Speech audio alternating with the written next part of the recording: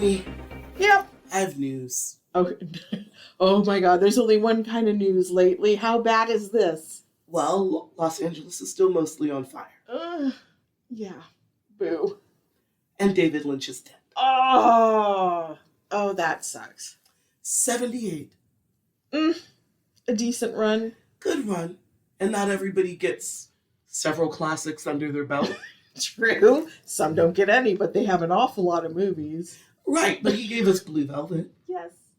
I love Blue Velvet. Eraserhead. Isabella Rose Cellini. Yes. At the height of her powers. Yes. Actually, no. She has never been not at the height of her powers. Since the moment she popped out of Ingrid Bergman. I forgot that's And I will die on this hill. I don't know, when she was dressed up as a bed bug talking about infect my wound. That's why she, how many of she's only been in one David Lynch thing, right? Just that, yeah. She is such a muse, he only needed her once. There you go. And had to set her free. Unlike Kyle MacLachlan, who is like pressed to service in Blue Velvet. Yep. All the Twin Peaks. Yes. Was he in Mulholland Drive? I do believe. Yes. And he was definitely in Dune. Dude. The enigma of his career. The moment he touched, like Icarus, he touched the top of the business. Too close. Now see, I like Dune, Sting Dune in the Pampers. Yes. Little skinny Sting with blue contacts in and diaper butt. Yes. I'm here for it. High as the sky. I do not like Timothée Chalamet Dune. No. Even though it is a great cast of people that I like, and I just feel they're wasted on this dribble and dry sandworms. Like, why are the worms wet and weird? I forget the lore. I used to love this book when I was 12. And I feel like, much like Catcher in the Rye, and like I think Clockwork Orange, like, you know, if you don't read it after, like before or after that time. Yeah. You should be like in 8th grade. You should be in high school when you like Dune. You know? Yeah.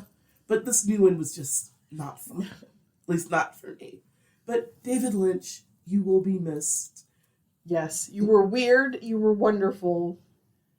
And then maybe later after we take this, we'll head over to the Bigfoot Lodge.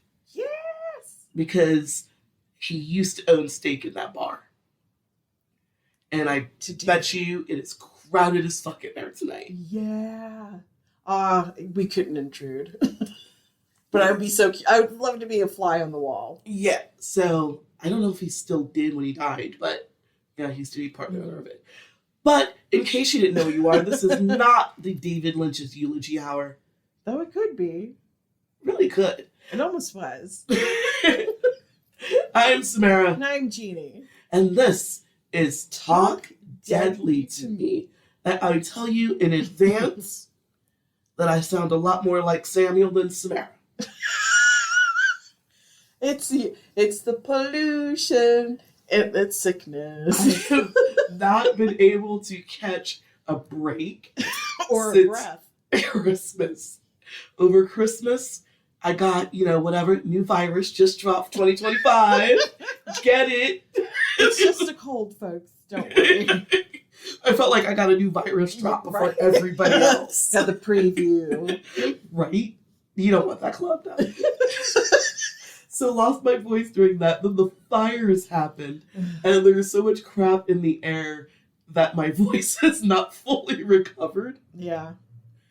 But we are going to thug it out as I tell you the story of Jeff and Jill Cahill. Oh my God, Jeff and Jill, they went up the Cahill. What the fuck? What fairy tale did you pull? What is this, the 50s? No, this is the 60s. Oh. I love that I was close. That does seem like these people have been made up for TV. Jack and Jill Cahill. Oh boy, there's a lot going to go on. So, James Francis Cahill III Oh, a pedigreed. was born on July 28th, 1960, to Jim Cahill II Yes. and his wife, Patricia Morrissey Cahill. Ooh, a Morrissey. Yes. How hip. But, like, these are the Syracuse ones. Not the fun. No. Well, it depends. There is a good Morrissey. The governor. Governor. Yeah. The governor is the good Morrissey, and then We love there's him. my beloved Stephen Patrick. Just, you know what? Just, Bruh. I've seen Morrissey 3 times. I've had enough. So, sir, go read a book in your garden. You know? Just go Calm be down. retired. Go be retired. Yes. So James was the third of the 6 Cahill boys. The Cahills were an all-American family in a lot of ways, but they also had quirks. Mm-hmm. One of these quirks is how they assigned nicknames to their cadre of sons. Okay. The oldest of the boys, twins, Brian and Kevin, were born in 1958. Mm-hmm. Mark, who came next, his nickname was Nipper. Mm-hmm. Then Kevin, one of the older twins, his nickname was Howdy. Their middle brother, James, would have a few nicknames throughout his life. Most notably, he was Jack for a while, Mm-hmm. Bouncer, and Spot. Oh my God. But eventually, the family settled on Jeff. Huh? So James Cahill III is, from here on, Jeff Cahill. Okay, that was a journey. Yes. I am so confounded that they ended up with Jeff. How? I don't know. Wait, wasn't his name John at the beginning of the Jack? sentence? And then he was Bouncer. No, but He was was he Spot. born Jack? No, he was born James James. the third. But then he was Jack and a bouncer and Spot like a dog, and they're like, you know what, Jeff? What? Oh Are you no. high? Am I high? Yes. I don't know how they got there, Wow. but I just needed you to know that they got there. Whew. Was it so many children they just forgot and they just like gave him other names later? I don't know. Like they started with James, but they just said yellow. Dang. Yeah, I have They no just idea. don't know these children's names. That's what it is. Well, James Nipper, Scout, Spouty, Rex. you over there. Ah, So from this moment forward, James Cahill III is Jeff Cahill. got it. Jeff. That's a nickname. After Jeff was born in 1960, John came in around 1961, and their youngest son is also known as Weasel. They just could So not. John remember is children's Weasel. names. And then there's another boy that comes along after that. His name is Tim in 1962, but Tim is just Tim. Good for you, Tim. He held up that he had pride in himself. He had self-esteem. He would not let these people call him Spot or Rex Or Howdy, or Yeah. Nipper, or Weasel. No, I am Tim. God damn it! You will call me Tim. I am Tim. Good Lord named me Timothy, and God damn it, I'm sticking with it. I know my name. Maybe if there are all these other weird nicknames they gave up. Oh my god! I can't get over this. I told you they're a family with Wow. quirks. No, that's insanity. Oh, girl. Works is polite. Oh, girl. More. Give me more. So despite their weird nicknames, Yes. I think it's fair to go on record and say that shit's weird. Yes. The Cahills were a close-knit and religious family. Oh. In later interviews, John, also known as Weasel, said having that many brothers. John is Weasel. Not to be confused with Kevin, who was Howdy. And James, who was Jeff. And Jeff. Tim is just Tim. God damn it.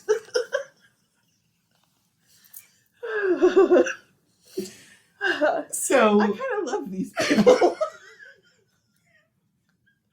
So John, aka Weasel, yes, said that having so many brothers was like having built-in friends. Yeah.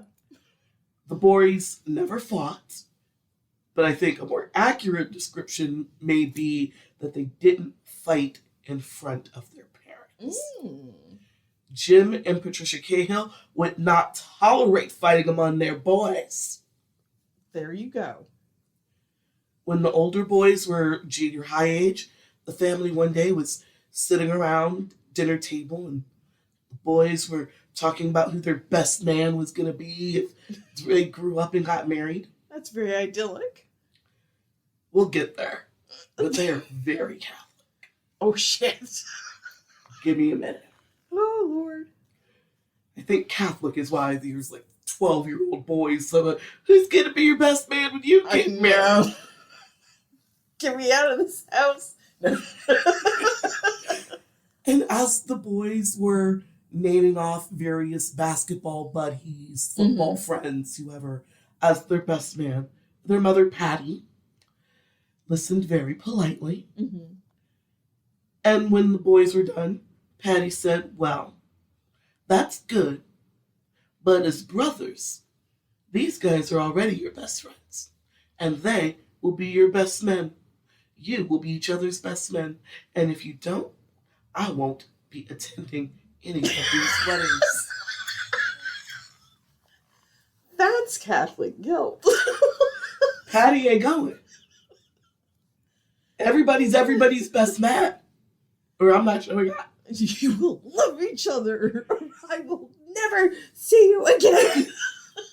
Yeah, that's the energy. Yeah. That's Patty Cahill in a nutshell. Dang, Patty. Because of Jim's penchant for changing careers, the Cahill family moved often. When Jeff was young, Jim used to be a mill worker before he started moving into financial services and working at Merrill Lynch. Wow. He went through a lot of weird shit before he landed on stockbroker. So by the early 70s, the Cahill family had moved to Scanacletus. This is in New England, right? No. This is a little lakeside town about 18 miles outside of Syracuse. I can say Syracuse. That's New England.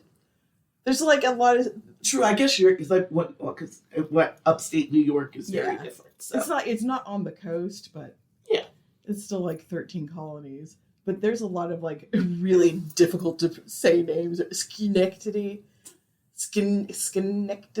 Ypsilanti, but I think that's Michigan. Ypsilanti is Michigan, yeah. So, tongue twisters. The home that the Cahill family lived in was a 5-bedroom fixer-upper with 5 bedrooms. You don't say. Yeah, I wrote that twice. I love it. Super stamp. Keep it. Probably whenever. No, do it again. Okay. The home that the Cahill family lived in was a 5-bedroom fixer-upper. Nice. Unfortunately, Jeff and Patty were the only 2 people in the family with the talent or interest to fix up this old house. Oh, man. Oh. So what should have been a 3 to 6 month remodeling project turned into a 30-year project. 30 freaking years. Wow. So Jim won't hire anybody. But Patty and Jeff are inclined towards the handy. Go Patty. So they have interest in fixing up the house. Yeah. None of the other boys do. Really? And Jim isn't paying. So over the years, Jeff and Patty just do little projects here, Oh my God. little projects Plank there. by plank. Yeah. Wow. And that's how you have a 30-year remodel. Wow. That remodel was going to go on until they're all dead. Yes. Yeah. The Cahill boys were average students who cared more about sports than studies. Fair. Yeah. And as they grew into young adults, Jeff would turn into the loner of the family. Oh. As much as he enjoyed hockey, soccer, stuff like that, Jeff was actually happier going fishing by himself. Crack of dawn, just him in the water and the rainbow trout. Nice. Well, good for him. Their faith was also important, especially to Patty. There are times where people that knew Patty Cahill said she could have been a cult leader. Oh my! Oh! She's one of them. Oh yeah. Patty is a strict and very devout Catholic. Yikes! And made sure that all of her boys had proper religious instruction, sending them all into Catholic school till they were in the 8th grade. The family went to daily mass. Oh my God! Daily. Oh yeah. Well, the boys for sure, because it depends on the school. Damn. She made those boys go to church before school. Yeah. Oh. They got and on the weekends. Yes. 7 days a week mass, bitch. Those kind of like religious people scare me. She wants to see a burning bush so bad she's willing to set someone on fire. She probably watches. What was the fucking name of that shit? Touched by an Angel? No. Highway to Heaven? ETWN. Oh. Super Catholic station. EWTN. Yeah. What was that Like tagline? something every word. They had a great tagline. Live Hold on. Catholic. Live truth. Live Catholic. Tagline has no business being that good. For as weird as that shit is. I know, blasphemous. But I feel like Patty Cahill. Yeah, she's into that. Is the audience. Yeah. For that entire channel. Yeah.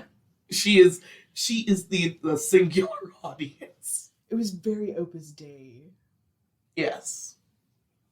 Very that. Now, if the boys had a problem with going to church every waking moment of their life, they didn't seem to mind. Oh, good for them. And if they did mind, they knew better than to tell their mother that they weren't interested in religion. That is not an option. I wonder if one of them ever tried once. Patty was the type of woman that if she saw that one of her boys didn't do a chore or didn't make the bed, she would march down to that school, get the offending Cahill son, drag him home by his ear, supervise the making of the bed and the finishing of the chores before sending his narrow ass back to school. Oh my God. I bet the nuns were scared of her.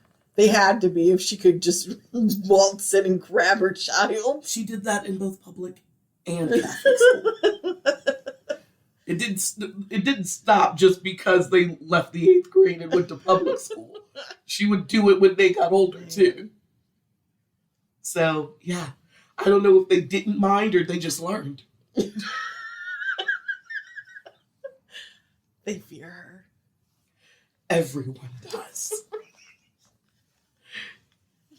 Patty had once found a Playboy under one of the boys' beds. Oh, dear God. Oh, dear God. What did she do? She went to the school. Oh, no. Got the offending boy. Oh, no.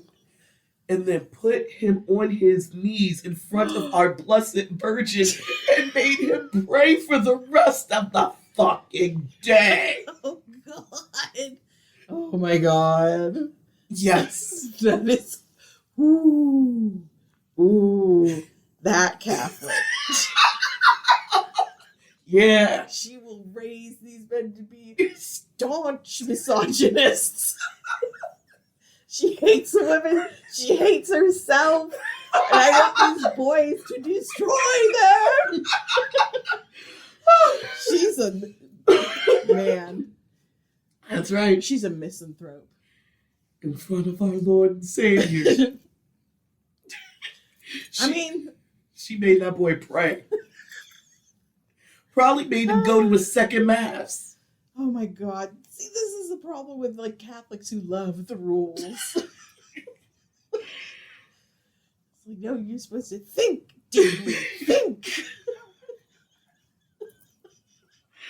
Now, when the boys started hitting their late teens, about 16, their father, Jim, said that they needed to spend their summers working. Well, yeah, strict. He wanted them to, like, work. None of this, I'm going to get a paper route 2 days a week. It's like you will bale hay. No, he expected them to have full-time summer jobs. Oh, wow. None of this 4 hours after school shit, 3 hours on the weekends. Motherfucker, you getting a 9 to 5.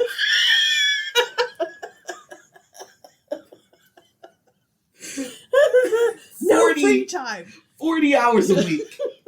Fuck what you heard. All of y'all ain't paying for shit. Work harder, work faster. I'm like, damn, not even I understand having 16, 17-year-olds get jobs for the summer. Absolutely. You know, I completely understand that. They have to learn how to adult somehow. Exactly. And that's a good way to teach. And let them have whatever their little pocket money. Yeah. But full time. No joy. Never. No paper routes, bitch. Mm-mm. If you ain't in school, you at work. Right.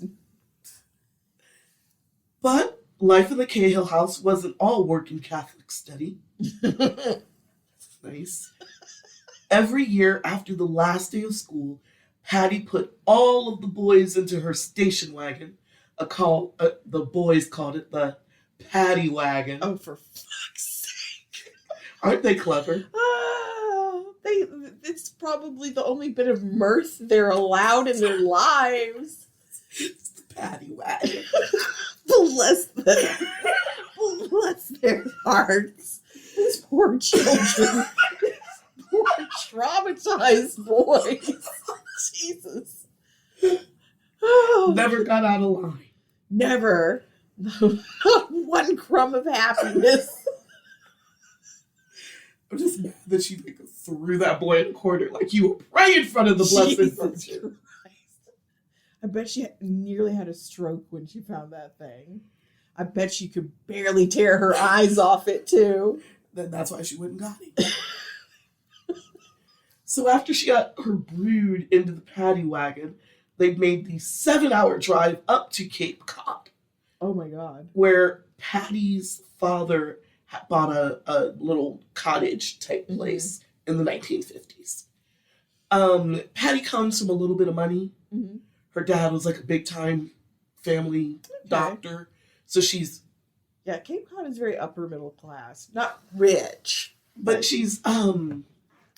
This Cahill family is very solidly middle class. Mm-hmm. But she's very, I guess, reputation rich. Yeah. If she's not wealthy anymore. Yeah. She comes from a respected family. My great-great-granduncle was Herman Melville's attorney. One of those.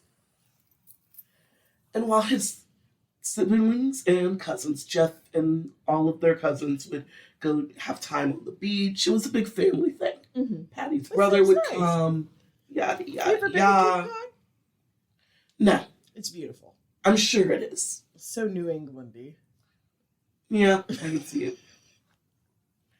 While the cousins and his brothers were off playing, Jeff would slip away into their grandfather's tool shed where he taught himself woodworking. Oh, that's nice. When the other kids broke a toy or a fishing rod got busted, they lined up for Jeff's little repair service. Nice. Like I said, The Cahills are a family that is known for their quirks. Yes. I'm ready. I'm braced. People that shared the neighborhood with the Cahill family saw Patty as a right-wing Catholic fanatic. You can see it from afar. You can see it from across the yard. Holy shit. Here she comes. Run! Run! And you thought the living Satan was something to worry about. Oh my god. No. It's the Witchfinder General. It's the Vice Pope. Run! Not only did she go to Mass daily, but she sat in the same pew all the time, facing an altar with a crucifix above it. Mm-hmm. In later interviews, a guy that grew up with the Cahill boys said that Patty sat in a position that kept her on the right hand of God. Oh my god.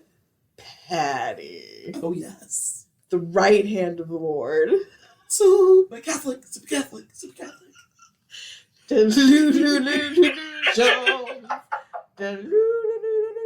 She is Lulu. The right hand of God, Jeannie. It's the weirdest kind of the religious psychosis. This man. That's why there's like a Catholic to New Age extremist pipeline, where you start like angels are actually aliens, and Oh yeah, it is so borderline magic. Oh yeah. Oh, and Patty's on the freight train to Crazyville. Man, she's a living saint. She's a martyr. She sits on the right hand of God. It's awesome. Wow. Every day. Nuns feared her. Every day. Priests quake at her approach. Nobody wants to deal with Patty. I know. Man, I think she secretly wanted to be a nun for real, for real. Maybe. Who knows? Like, if you were that devoted, she resents the hell out of those kids. If it weren't for you, I would be in a convent. Making wine with my sisters. Oh. Oh, we'll talk about that later. Oh my God. Of course, Catholics. In 1978, Jim sat down with all his boys and he said, "Look, it's too many of you. My eyes are tired. And Counting you all the time. And I cannot afford to educate you all. Should have thought that through. Right? We don't believe in birth control, and here you all are. The method is bullshit. So, I cannot educate you all. So you will all have to figure out what to do. Go to the military, pay your way through college, give a fuck. But I ain't paying for it." Like, yeah, that's where he left it. Yeah. Which I'm like, that's fair, but it also seems exceedingly mean. Yeah. There's just something mean about it. I guess so. Because he knows there's probably a kid who would do well in college and he'll pay for that one. But he's letting the ones who I don't think he would do well in school upset. That's what I mean. There's a meanness to it somehow. Not just financial honesty. There's just something mean-spirited about it. I know, especially just the backhanded way it's said. Look, too many. Sorry. Since none of the boys had cars, how do they not have cars? They work 40 hours a week. I know. During the summer. Where are those wages going? Church? Probably. Dear God. Tides. Patty shuttled everybody back and forth to school, varying part-time and full-time jobs. And they also still had to join her daily for morning mass. Oh my God. Yeah. Mass is very important. Oh my God. No, I'm just thinking she drives these kids everywhere they're going in life. Yes. And no exceptions. No, you don't get a car. No. Oh my God. You will sit to meet with me on the right-hand side of the Lord. Yes. Sit on my left, though. Yes. Because I'm the important one. Exactly. I am in the right hand of the Lord. And no one will take my place. Right? So, Jim did help all of his boys get their financial aid sorted. And he did help to make sure that, like, the money that they made from whatever work they did in high school went towards their education. Okay. So that's where some of the money went to. Because God knows they didn't go to the movies or ever taste a soda pop. No. Tides and your education. Yes. And pray harder. So he did help them make sure that they had provided themselves with enough money To escape. to seek their fortunes in the rest of the world. I don't know if that's super shitty or kind of cool. I don't know. They did the best they could, these crazy people. Because it's a little bit of both. Like, if you have a kid that's old enough to work and you could get them to save part of their money to teach them how to be financially responsible. Yeah. And then, like, when they graduate, you get them their first car with their money or some seed money when they move away. Yeah. That's sweet. Yeah. But Helpful. it's Jim Cahill. Yeah, I know. So there's, like, some dickishness to it. Yeah. Like, on some level, he enjoyed taking their money. I think that might be too much mind reading. I don't know. There's just something very mean-spirited about this man. And these people are very deeply weird and suspicious. It's hard not to imagine an insane motivation. But it all paid itself off. By the time the boys were ready to go to college, each of them would seek their fortunes, getting 4-year degrees. Oh, good for them. Jeff would get his degree in economics from Cornell University. Really? Yeah. I would have figured some kind of engineering. Oh, we'll get to that ridiculous shit in a minute. Older brothers Brian and Kevin would go on to join the CIA. Wow, for real? Yeah. Not just because they said so? No, like, one of them is like a lawyer and the other one is a law enforcement person. Like, for real. Okay. Like, they're not doing, let's be clear, they're doing some level of paperwork and grunt work.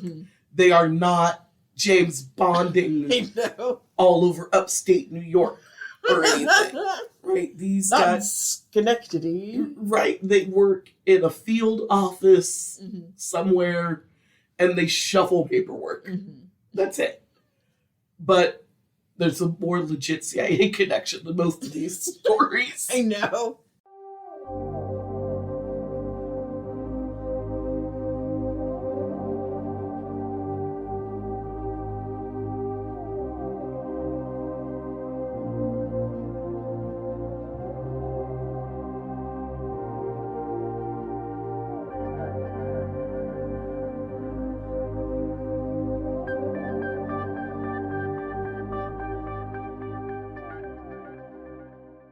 So we're going to leave Jeff and the Cahills, Weasel, Nipper, Howdy, Duty, Fuckface. Fuckface. Right? I may Might as well, as well doesn't be. matter. It's the same I amount of know. thought their parents I put feel into it. very uneasy leaving these boys with Patty as we move along. Well, we're going to leave them with Patty to Good be luck, extremely, boys. to work very hard and be extremely Catholic. Good luck. And we're going to talk about Jill the Great. Jill the Great. Oh, Yes. How is she great? She's just fun. Okay, yay. That is great. Jillian Catherine Russell Ooh, yes. was born on March 9th, 1957, the middle child of Fred and Joan Russell. Nice. It is such a 1950s like family. Yes. Jill's dad, Fred, was a Navy flyer in the Korean War. And their 3 kids are almost all exactly 2 years apart. Oh. Which is like his deployment time. Ah. Each one. Because Joan would say that every time he came home, she got pregnant. He's deployed like 2 years at a time, and their kids are all almost exactly 2 years That's apart. so funny. Hi, honey, I'm home. Blam, blam, blam! Probably hide from him. No! No! No more! We have enough. After leaving the service, Fred got a job at a paper mill. Hmm. And as a young girl, Jill thought that she was an ugly duckling. Aw. Was Poor she? thing. No, I think her awkward stage may have lasted a little longer than some, but she's fine. It left a scar. Jill is tall, with slightly crooked teeth, and a very long neck. A literal swan. Yeah, she tops out at like 5'10". Good for her. Eventually. But yeah, her awkward phase may have lasted a little longer than some. Or about the right time, but she was just a bit more intense about it than some kids are. When she was around 13, Jill came home and declared that she was going to kill herself when she turned 21. Oh my god, why? Because she looks too much like her maternal grandmother. Oh god, what did maternal grandmother do? She's a lovely older woman with deep laugh lines. Oh. On the sides of her Yeah. mouth and around her nose. And Jill is terrified Aww. to develop those laugh lines as she got older. Poor thing. Her family was just like, okay, be weird. Yeah, it's like, okay. Yeah. Okay, I like the Russells because after Jill declares that she's going to off herself at 21 Yeah. because she'll get frown lines, when she actually turned 21, her aunt gave her a birthday card that it was a sympathy card for her early demise. That is fucked up. Like, well, you said it 21, so I'm calling your bluff. here's your sympathy card. I'll miss you. I'd like you to read it now. I was like, I like these people. That is, yeah. That is the hilarious. bullshit I would do. Remember what he said? Right? So with his job at the paper mill, the Russell family lived a solid lower to middle class life in Towanda, New York, All right, Tawanda. which is about 2 hours outside of Buffalo. Yeah. They have such funny names all over New York. These are Albany, Schenectady, So Utica. Utica's another weird one. I know, right? Still, if the family was lacking in anything, Jill, her older sister Deborah, and little brother David never knew it. If money was tight, these kids are always fed, clothed, and watered. Yay! Like nothing seems Awesome. like it's a problem. Yeah, good for them. Which- Like contentment. Yeah. While she was primarily a housewife, like Patty Cahill, Joan Russell wasn't above taking on part-time work to make ends meet as the kids got older. One of her part-time jobs was at a local hot dog stand, Oh, yeah? and Jill and her siblings thought that their mom had the coolest fucking job Fuck yeah! because she would give them hot dogs. Yeah. Because money is tight right now, and I'm not making dinner, so here, eat these fucking hot dogs. That is so precious and wholesome. It's It little really kids. They're so proud of their mom. She runs a hot dog stand.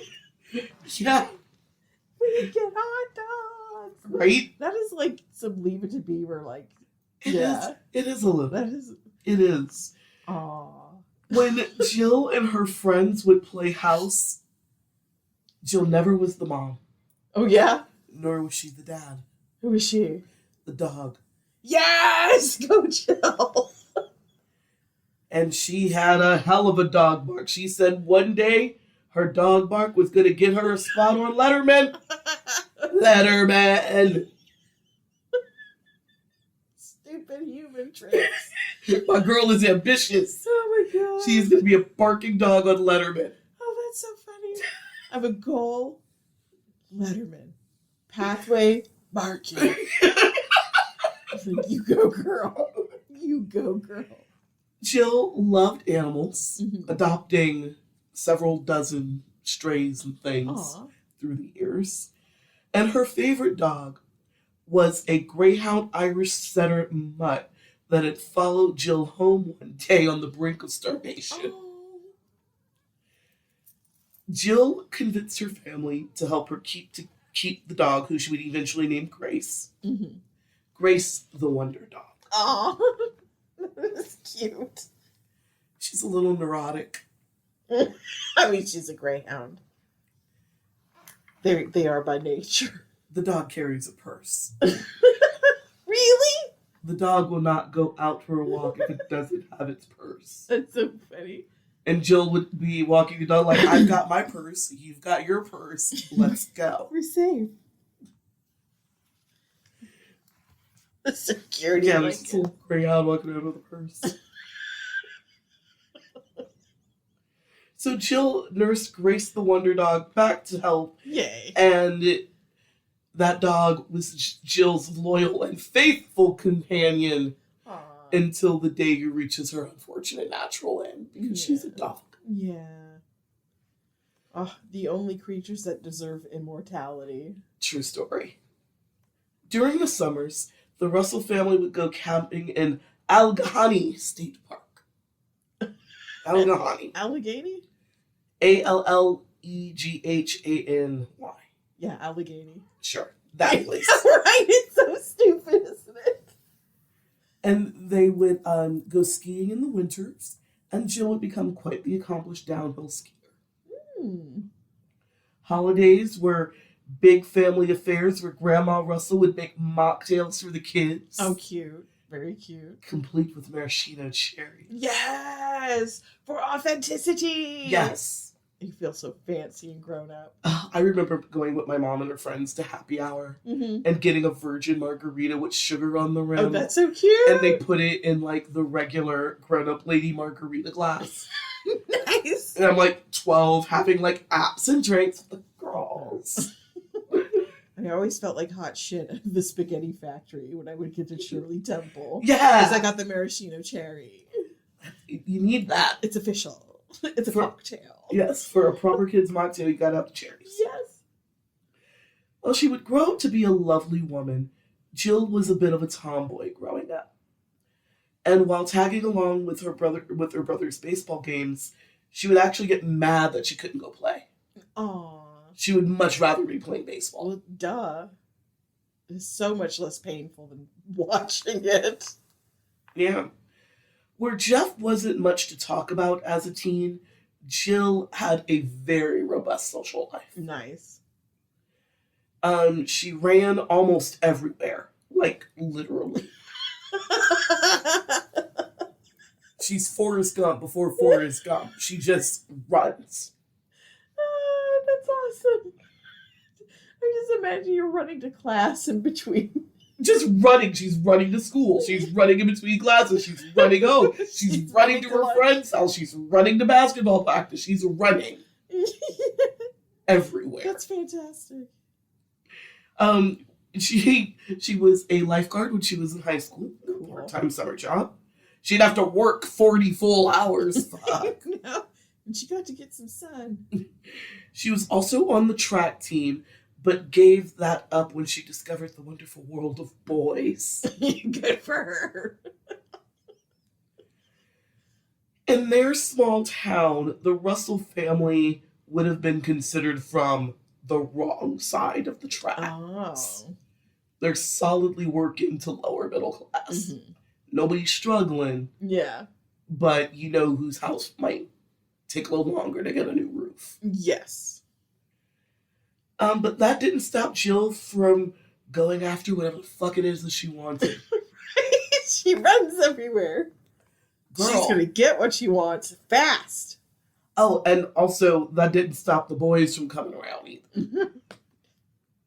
When she was 14, a senior boy from a wealthy family Ooh. called to ask Jill out to a dance. Ooh.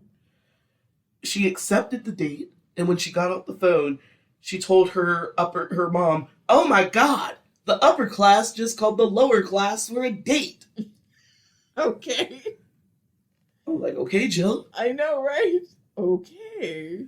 I feel like this is a very class-conscious small town. Mm-hmm.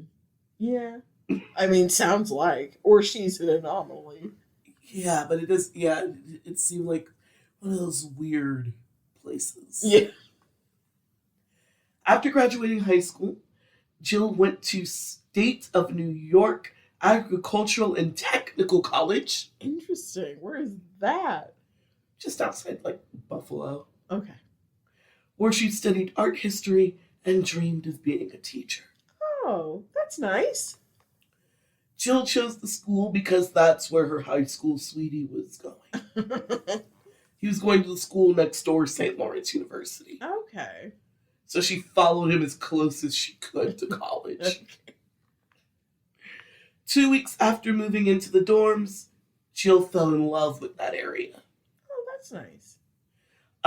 Where she went to school is closer to where Jeff grows up. Mm-hmm. In whatever the fuck that place. Yeah. Skinettles. Skineedles. I like Skinettles. That place. Skineddle. Obsolete Incorporated. 18 miles outside of Syracuse. There we go. And she just fell in love with that little town. And she said that she would love to move there one day. Sure. Fine. That's nice. I mean, But someone has to live in a small town. But she fell out of love with the boy that she moved to the town with. Her next boyfriend in college would go on to be a Washington lobbyist. Oh my God. He had wanted to marry Jill when they finished school, but Jill turned him down flat. Oh. By 1976, Jill had graduated with an associate's degree in art and had a new boyfriend in the form of Rick Thompson. It is such a middle of the 20th century name. Rick Thompson. Rick was a wealthy young man whose family owned tour companies and a resort near the Lawrence River. Ooh. And Jill is a waitress at one of these cafes. Okay. In this little river area of the town. Once again, a young man was ready to marry Jill, and this one came equipped with a big fat diamond ring because he got a couple of coins. Yes. Jill was not impressed. And they broke up within less than a year. Wow. After this relationship fizzled, Jill decided she wasn't returning to school for the teaching degree. Okay. She had made some new friends in Skinettles, wherever the fuck. 18 Yeah. miles outside of Syracuse. There you go. And they decided to move to Fort Lauderdale. Fuck it. Wow. Yeah. That's an adventure. I mean, they went to Fort Lauderdale. They got jobs at like dive bars and beach hangouts. Nice. And then it was in Florida, is where Jill met Greg. She said he was a super cute guy. He's in a band. Ooh. And he worked at the hotel bar where Jill worked in the hospitality department. Got it. On Memorial Day 1979, Jill called her parents and told him she had just married Greg. Oh my God. Greg succeeded where so many had failed. No one in her family is surprised. Why is that? Because she's been like looking for love in all the wrong places, and she's going through, everybody wants to marry her. Yes. And she's always turning them down. Yeah. Eventually she's going to say yes to somebody. True. And she's just like such kind of a free spirit that they didn't expect her, whenever she did get married or settle down or whatever, they never expected her to do anything conventional.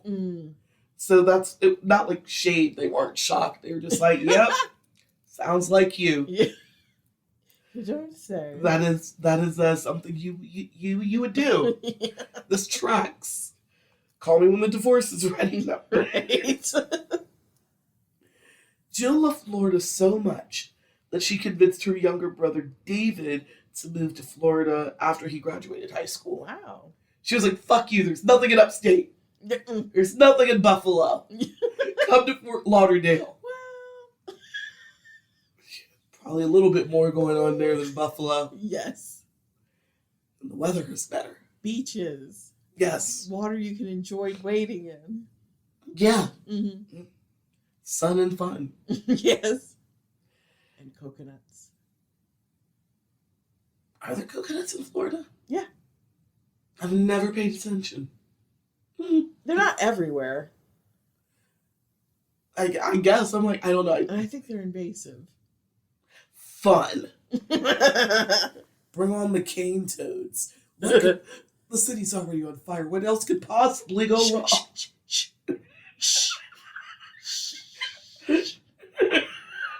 Now go light a goddamn candle. Where's the sage?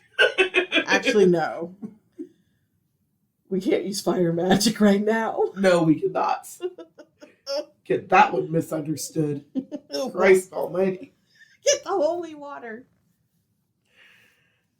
After they were married, Greg took Jill back to his hometown in Skinnamarink, back of Skinnamarink-doo. Over there, 18 miles outside of Syracuse. Yes. And just like the town that she had moved to with her first boyfriend, Mm-hmm. she just loves these little upstate New York lake towns. That's like her She's jam. a deeply complicated woman. She loves Fort Lauderdale, and life in upstate New York isn't worth anything without it. And then she's falling in love with upstate New York again. But like, just weird off-brand little towns. Right? While they were there, Jill took a gig on a diner boat. Neat. And that's where she met her other best friend, Zany. Nice. That is that woman's name. Nice. I think on her birth certificate. Zany. I like it. And she had grown up in town alongside the Cahill boys. Sadly, the relationship between Jill and Greg falters when Greg starts to hang out with the crew of guys that Jill disapproves of. Oh. The vibe I got is a slight biker element. Oh, okay. You know, couple of wastoids. Yeah. Enough to turn her off. Yeah. Jill's not a prude by any means, but there's certain shit that she's like, no. And even though they don't say it directly, it sounds like he may have been hanging out with some bikers or druggies. Mm-hmm. You know, latent hippies. Yes. Latent hippies. I mean, it's the 80s, right? True. All your hippies should be latent. Yes, yes. In 1983, Jill and Greg finally divorced. Mm-hmm. However, Jill remained close friends with Greg's mom and sister despite their split. And when Greg decided he was going to go back to Florida, Jill is going to stay here. 18 miles outside of Syracuse. Yes. She decides to stay there and lived with Greg's mom until she was able to get her own place. That was good of Greg's mom. For a brief time, Jill dated Larry Van Olsten, the artist who did the posters for the 1980 Olympics at Lake Placid. Oh. Brush with greatness, I see. Sexy older man. All these dudes her own age have brought her nothing but heartache and trouble. That's true. She's ready for something new. And he's an artiste. An artistic man. But while Jill enjoyed being with Larry and learning from him, she did not see a future in a man twice her age. Mm-hmm. She's barely 22. Yeah. Yeah. He's like 45. It was fun for a minute, mister.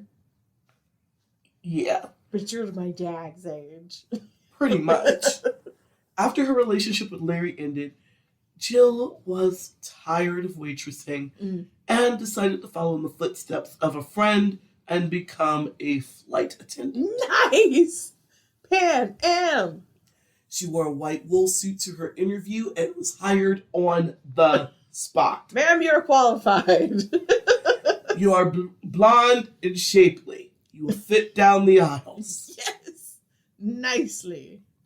On one of her flights, Rick James asked her out. Nice! Rick James is originally from Buffalo. Oh, okay. He was like going to visit Mm-hmm. his hometown and was like, "Hey, Jilly." And she turned him down.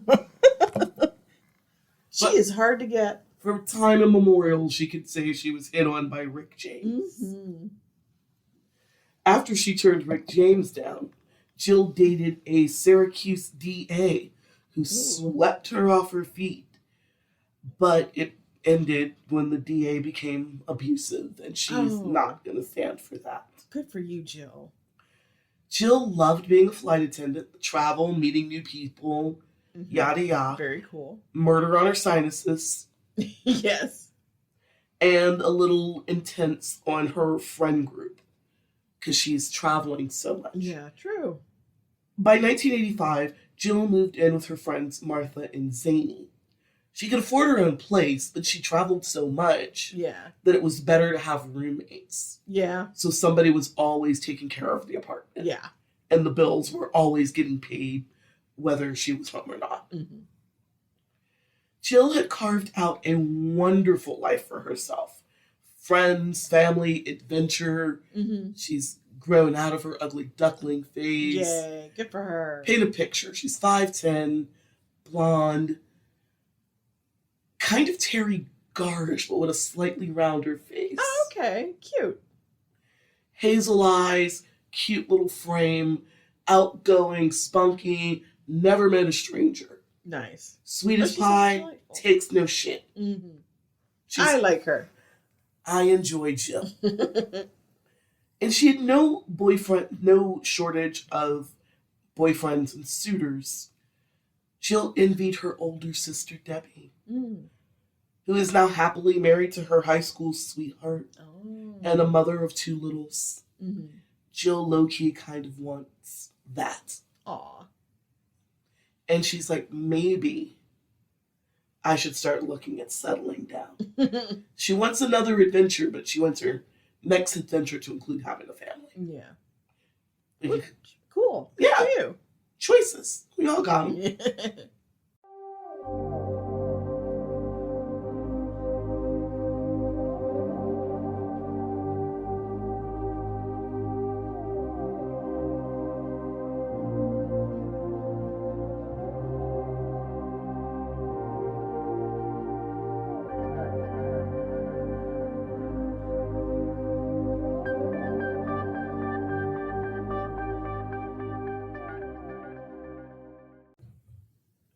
So Jill is ready for her next adventure, right? She wants to have a family. And she's looking to meet somebody. All right. So we're going to let Jill be great over there. Yes. Well, she looks for candidates. And we're going to talk about how Jeff and Jill get together.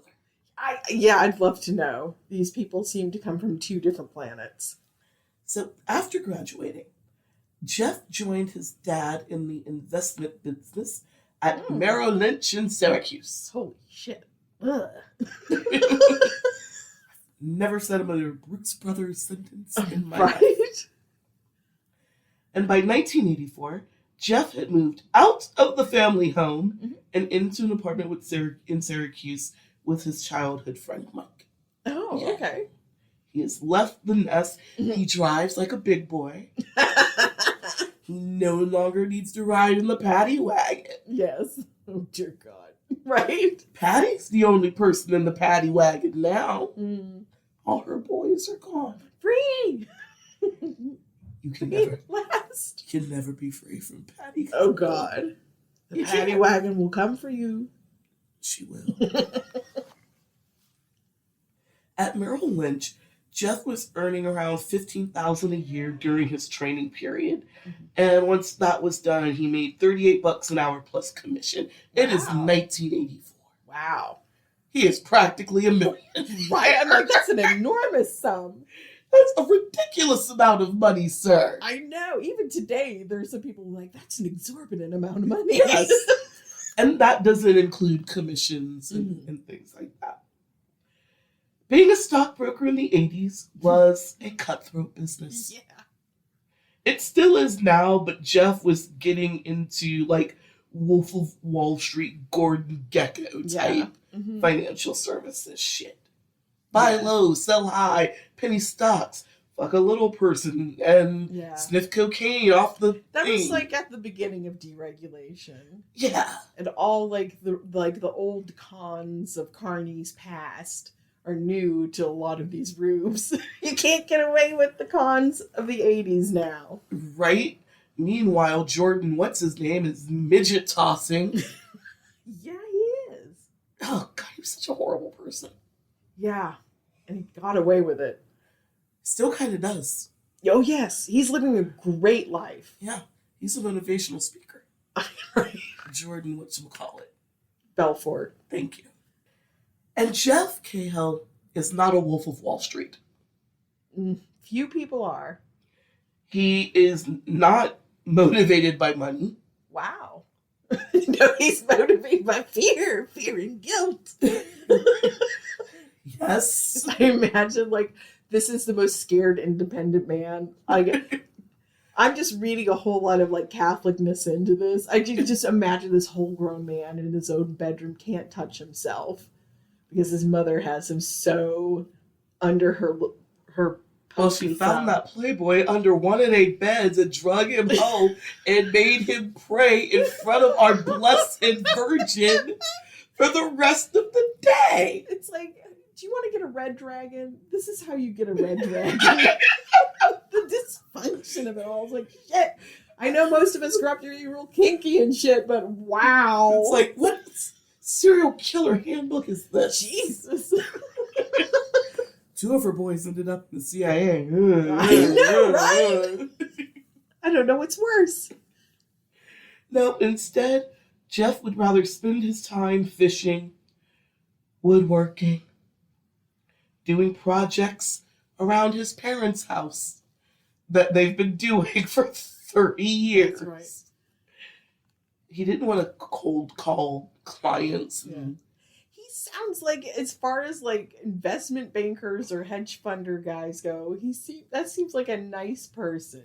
Like, yeah, you work with the Wolf of Wall Street, but you go fishing and you work on your brother's house. This is a nice boy. You know? Yeah, he wouldn't hang out. They wouldn't let this nerd anywhere near the debauchery that they're up to. You know why? Because he would tell Patty.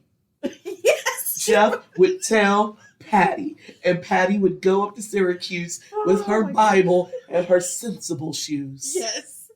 Sensible yet fashionable. Mm-hmm. And she would never let you forget she is a doctor's child. And she would bust in there and pray for all of their immortal souls. So hard. On the right hand of God. And then tell their mothers. Yeah. They would not invite Jeff to that shit. God, no. He would give them the 80s would not have lasted. No. It would have collapsed. It would have been nothing there. Oh, shit. Things began to change for Jeff in the summer of 1986 when he was introduced to our dear Jill Russell. How'd that happen? Jill was a flight attendant at the time. Oh, yeah, that's right. Oh, they met on a flight? No, she's the flight attendant, and she knows someone that knows someone that knows someone that knows Jeff. Oh my God. Courtship rituals from the late 20th century. Yeah. That's how it used to happen. Yeah, they're just There's like no swiping left or right. There was someone that knew remembers this single lady who tells this friend, that friend. Actually, it wasn't even all that deep. They had like a mutual friend in common that knew Jeff and Mike, like 7 degrees of separation. Because you remember, she is now relocated into what is Jeff's hometown. Yes. Right? She's originally from like the Buffalo area. So she knows a lot of people as a flight attendant. Yeah. So they just got like 7 degrees of separation. Nice. and both knew a person that knew Jeff and Mike. And they got set up with each other. They were just at a bar. Oh, okay. And everybody ran into each other. Nice. And we just had like a joining of the crews. Nice.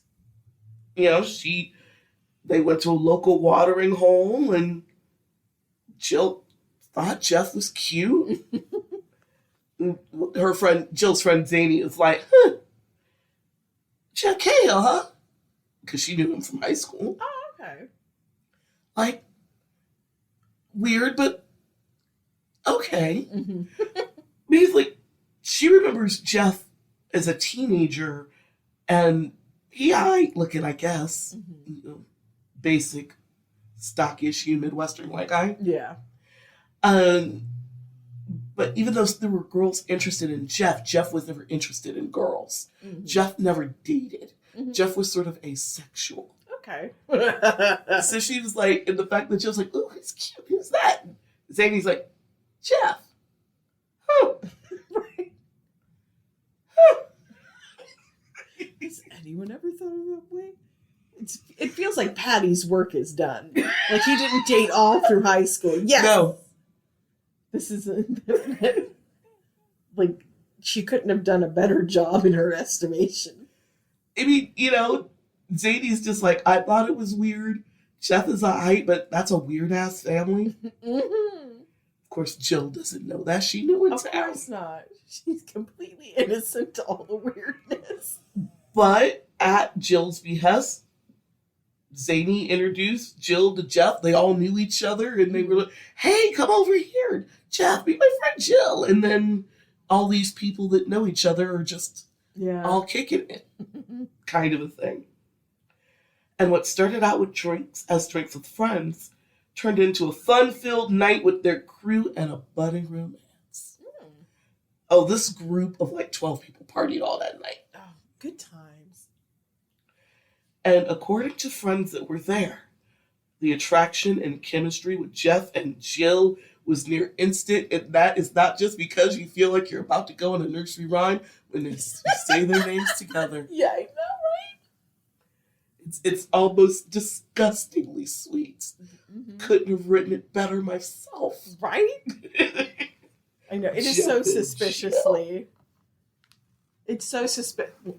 Like, this is like one of those, like, every now and then I'm like, is this an Agatha Christie novel? No. This is not the week where I sneak in. A Midsummer Murder? No. This is not the week I sneak in Death on the Nile.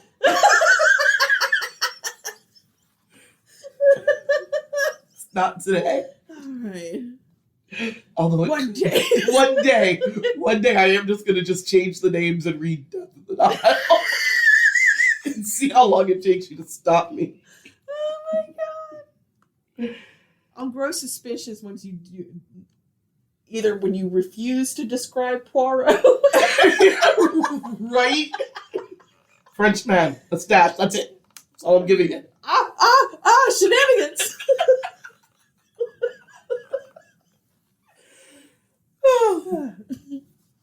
So everybody was there. So the chemistry, it's there. The attraction, they're feeling it. And everybody was happy that their friends had made a match, strange as it may be. Right. The now 26-year-old Jeff was a bit over 6 feet tall, already thinning sandy brown hair. Poor baby. Yeah. And he was a guy's guy into sports and hobby projects. True. Fishing. He does making have like things with my wholesome hands. all-American boy hobbies. Yes. And if I had to rate Jeff Cahill, he's a solid 6, maybe a 7. Okay. Like, you know, they all look horrible to me because I know too much. Yes. So don't completely trust me. Like, I'm trying to be fair. Yeah. That if that many girls were interested in high Yes. school, he's got to be at least a 6. Yeah. Just really regular. Yeah. Mm-hmm. By contrast, Jill is 5'10", Mm-hmm. blonde hair, blue eyes, and at 29 years old is a knockout by every measurement you can think of. She has a great career as a flight attendant. She's artistically inclined. She's an accomplished painter, sculptor. She's well-read. She's well-traveled. She's outgoing. And just a general joy to be around. Yeah, Jill. And here comes this schmo from a softball game. Yeah. After a night of partying, Jill came home and told her roommate Martha that she had met the cutest boy. His name is Jeff. Actually, it's James. Jeff is just his nickname. His brother's name is Howdy. His other brother's name is Nipper. Oh my God. And then there's and Tim. the beef. And there's Tim. Yeah. He's just Tim. Who refuses to be a dog. Tim. And she said that Jeff is so cute that all she wanted to do is kiss his little face. Oh my God. Who know? You can never tell. Jill's friends were like, okay, odd. Right? I guess her ex-husband was hot by, tall, tan, moved to Florida. Yeah. And here she is, like, just girling out to average. Yeah. Like, But her friends felt that Jeff was a sweet guy. Shy, humble, and kind. And from the moment that he met Jill, he is a man in love. And people were happy. Even though it was weird that Jeff is in his middle 20s and this is his first girlfriend. Okay. Because Patty hunted bitches in the woods with a bow and arrow. He kept them away from her boys. Little flaming Bibles at the end of them. Barbed wire. This is like Carrie's mother. Dirty pillows! Dirty pillows! Just imagine Patty Cahill just flying through the hair with like a bow and arrow with like a flaming Bible at the end, just screaming, Jezebel!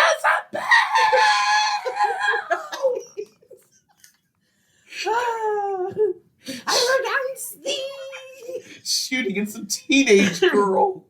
Nomini Patria Filii Spiritus Sanctus! Patty sits on the right hand of God. She does. Even the Warrens would be like, nope. Elaine's like, I'm walking away from this. Let the demons have it. Let the demons have it. The demons deserve this. Jesus. Yeah. But people who had grown up in town and knew Jeff weren't really shocked that Jeff didn't get a girlfriend until he was damn near 30, 26. Yeah. Because his mother's a religious fucking zealot. Yeah. That, like I said, chased girls through the forest with a flaming crossbow and Bible. Yeah. The whole Playboy thing. It's like... Oh, Patty about to get real mad now. She'll cut it off herself. She might. Right? It's She so might. weird. Within a few months of meeting, Jeff and Jill moved in together. Jill had a place of her own, so Jeff basically went over there and basically abandoned all his shit with Mike. Yeah. Because he was just at Jill's house all the time. Yeah. Oh my God. But not everybody was happy about this romance. This premarital dwelling. Patty Cahill is not impressed. I should say. In fact, Patty was deeply offended that one of her boys was living in sin, and he is officially too big for me to drag home to play in front of the Blessed Virgin until he stops sitting with this Jezebel. Oh my god. I want to beat you with the cane. But he's a big boy now, so it's difficult. He can run away from her.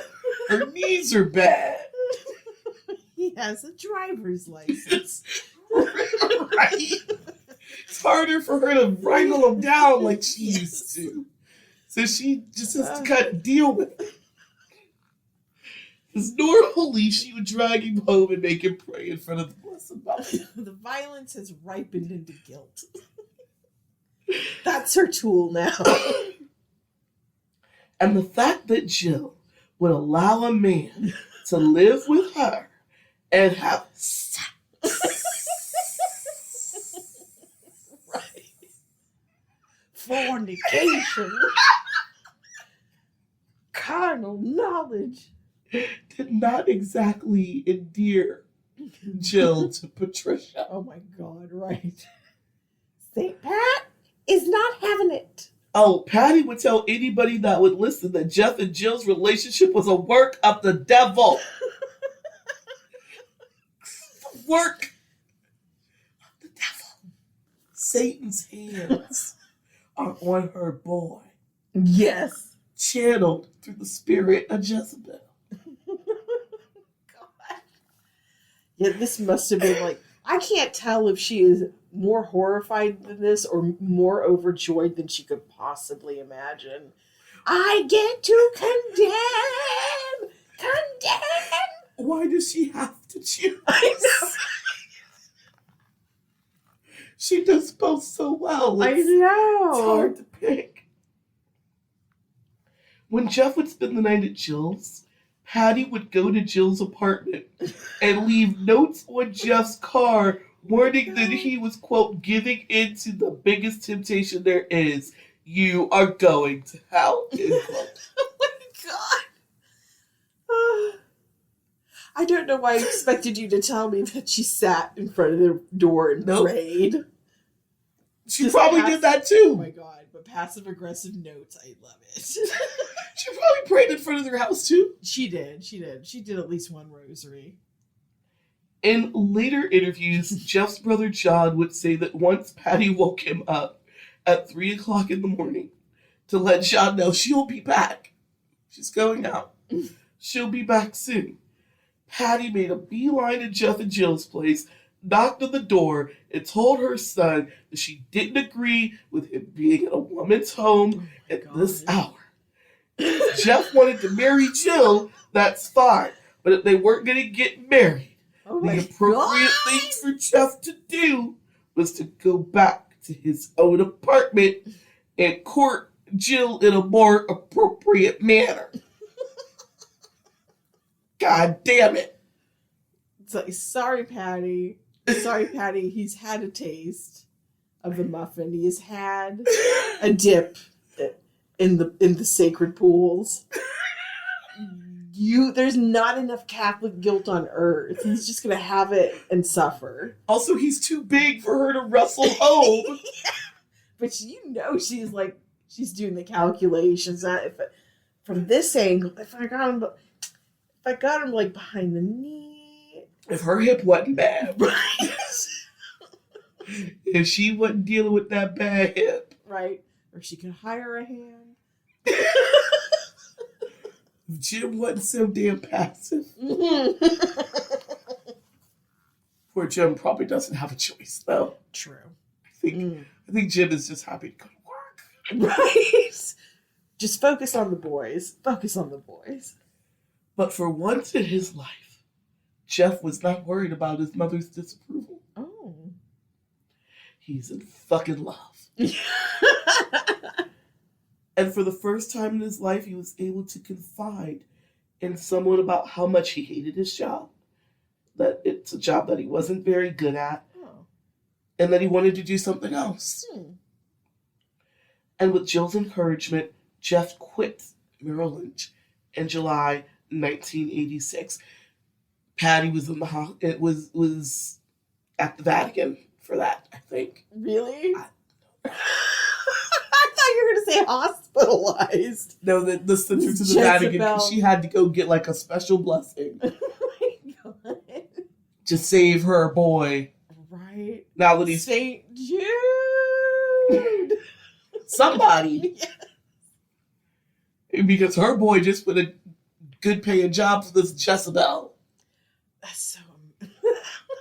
Just the horror, the absolute spiral out of control. She had to feel like he's living in sin, and now he's unemployed with the Jezebel. Oh, now it gets even crazier. Jill encouraged Jeff to turn his natural talent and love for fixing things into a business. Yay. So Jeff dipped his toes into the world of home renovation by taking a job with a window and door replacement company. That's a good start. During this time, Jeff mastered many of the arts of home repair, from door and window installation, building decks, cleaning gutters, any kind of handyman, small reno work that you can think of. After a few months in his job, Jeff decided that he wanted to be his own boss. Nice. However, some people say that Jeff quit after he had a fight with his boss and started his own business out of spite. Low key, I believe the latter. This is Patty's child. Tell me what to do. Right? No, you're not my mom. You're not Patty. Only Patty can tell me. Not even God can tell Patty what to do. He tried. Oh my God. Yeah, I bet there's like, if there is, I'm sure there is now if there wasn't then. I feel like people like Patty are like monitored anytime they get near the Vatican, because she's going to be one of those that makes a break for the Pope. She is why he's in a Pope mobile. Right? No, you don't understand. He spoke to me. I have a message for you. She's one of them. Patty is the worst. Patty's amazing. I fucking hate her. I'm so glad she's not my mom.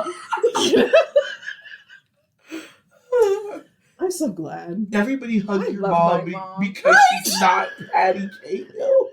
Whatever you may think, whatever like hangovers you have from your childhood, nah, it's not that big a deal. Because your mother's not Patty Cahill. Oh my God. I think it'd be, I don't know. I think I'd rather have my mother outright hate me than love me like that. Jesus. It's a weird kind, like there's no hate like Christian love, you know? It's like that. But no matter how the business began, Jeff started his own contracting company called Common Structures. Oh, that's nice. That's a great title. In late 1986. Take that, Patty. And Jeff started his business the hard way. He was cold calling people, knocking on doors. Hey, saw your gutters looking messy. Yeah. Hey, see that the numbers on your curb are jacked up? I'll redo them for you. You know, that type of shit. And, you know, asking them to take a chance on the new guy in town. Yeah. This is a small area. True. You know, people got their, like, his boss was probably the guy. Yeah. Or one of, like, two other guys, you know. Yeah, that makes sense. Now, Jeff and Jill may have met in the local bar scene in Syracuse. By the time they moved in together, Jill had moved a bit closer into Jeff's hometown of Schenectady. Fuck the Teals. Oh yeah, we even looked it up. We had Google tell us how to say it. 18 miles outside of Syracuse. Skinadies. 18 miles outside Syracuse. Yes. And this was helpful to Jeff's business because he was a well-known local and more people were willing to take a chance on him. Yeah. Well, he's probably worked. He's poaching his boss's clientele. Yeah. There could be only one. He's the immortal of the home and lawn business. The first year that Jeff and Jill were together was bliss. They loved hanging out together, doing art projects together, hanging out with their dogs, hanging out with their friends. Everybody's hanging out. That does sound very nice. And because Jeff was a bit more reserved than Jill, he didn't always join Jill when they went on their big parties, but he never begrudged her festivities. Nice. By the summer of 1987, Jill was pregnant! Oh my God. Oh my God. Tell me. To keep Patty from burning their house to the ground, Right? they started planning a wedding. They're like, we have pushed the envelope exactly as far as it can go without fatal violence. Patty will burn this flat block to the ground And everyone who knows will die. if we don't get married now. Salt the fields. On pain of death. I'll raise him as my own. So he doesn't have to know the shame. And she's not even Catholic. What, Patty? No, Jill's not Catholic. Oh, God. I I wonder which cut is the deepest. This is Well, like here's- the biggest betrayal. Oh, here's what's hilarious. The Rushells are an interfaith family.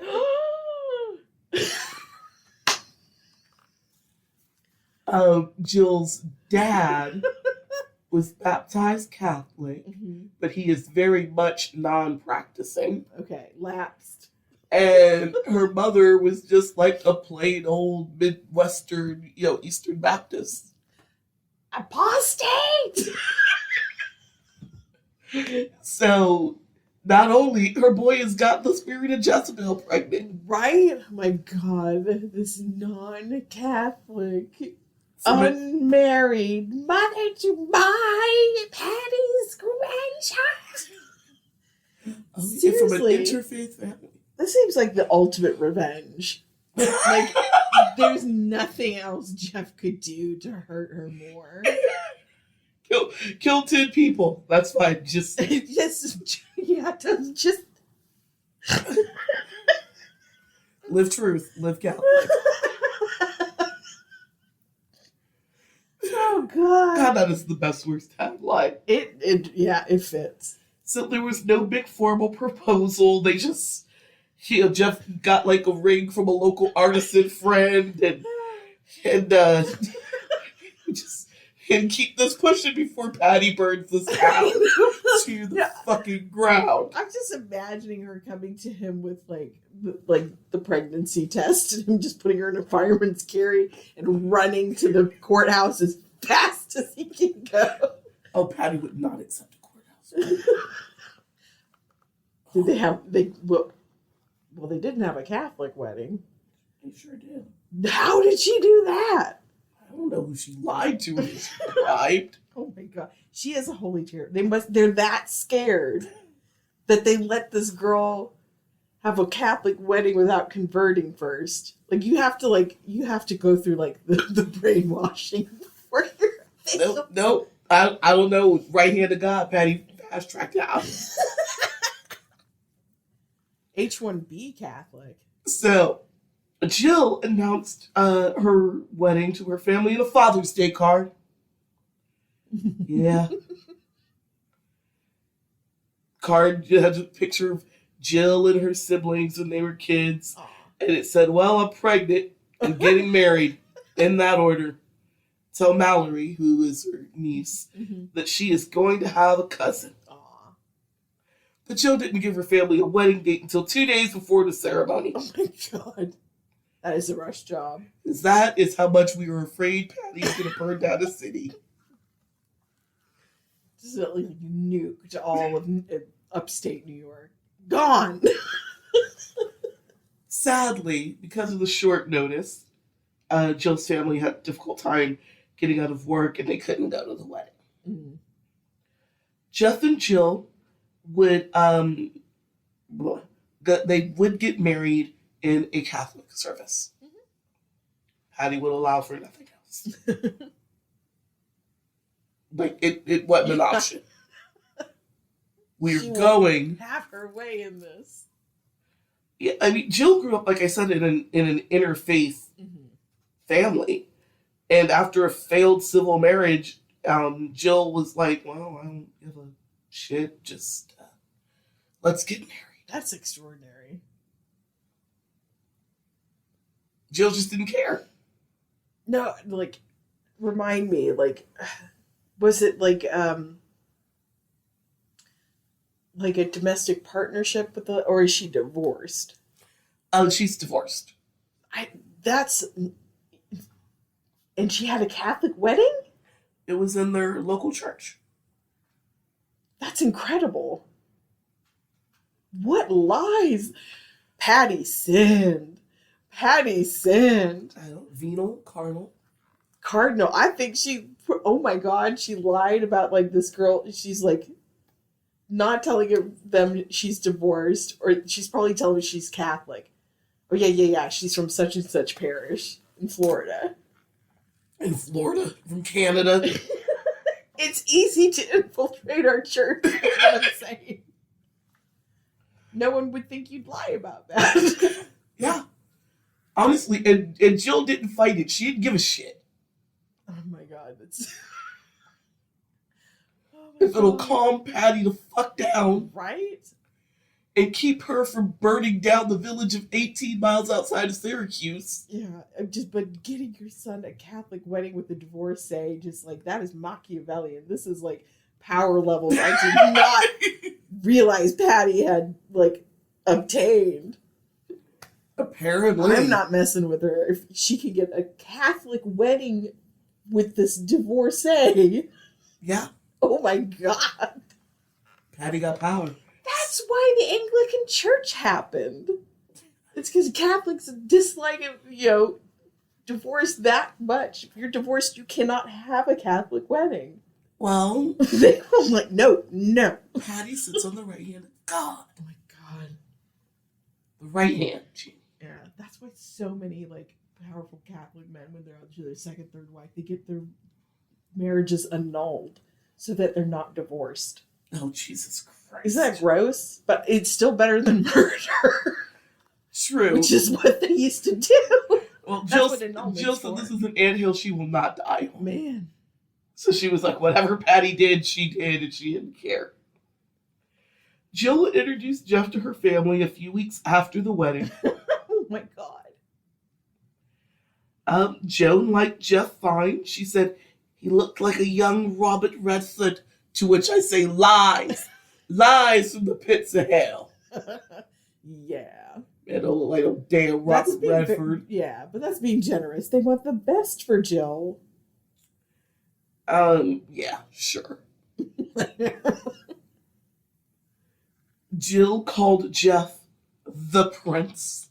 Oh my God. Machiavelli has a child that's the prince. And the family followed suit with the nickname. So now Jill's whole family calls Jeff, hey, Prince. Oh, that's so funny.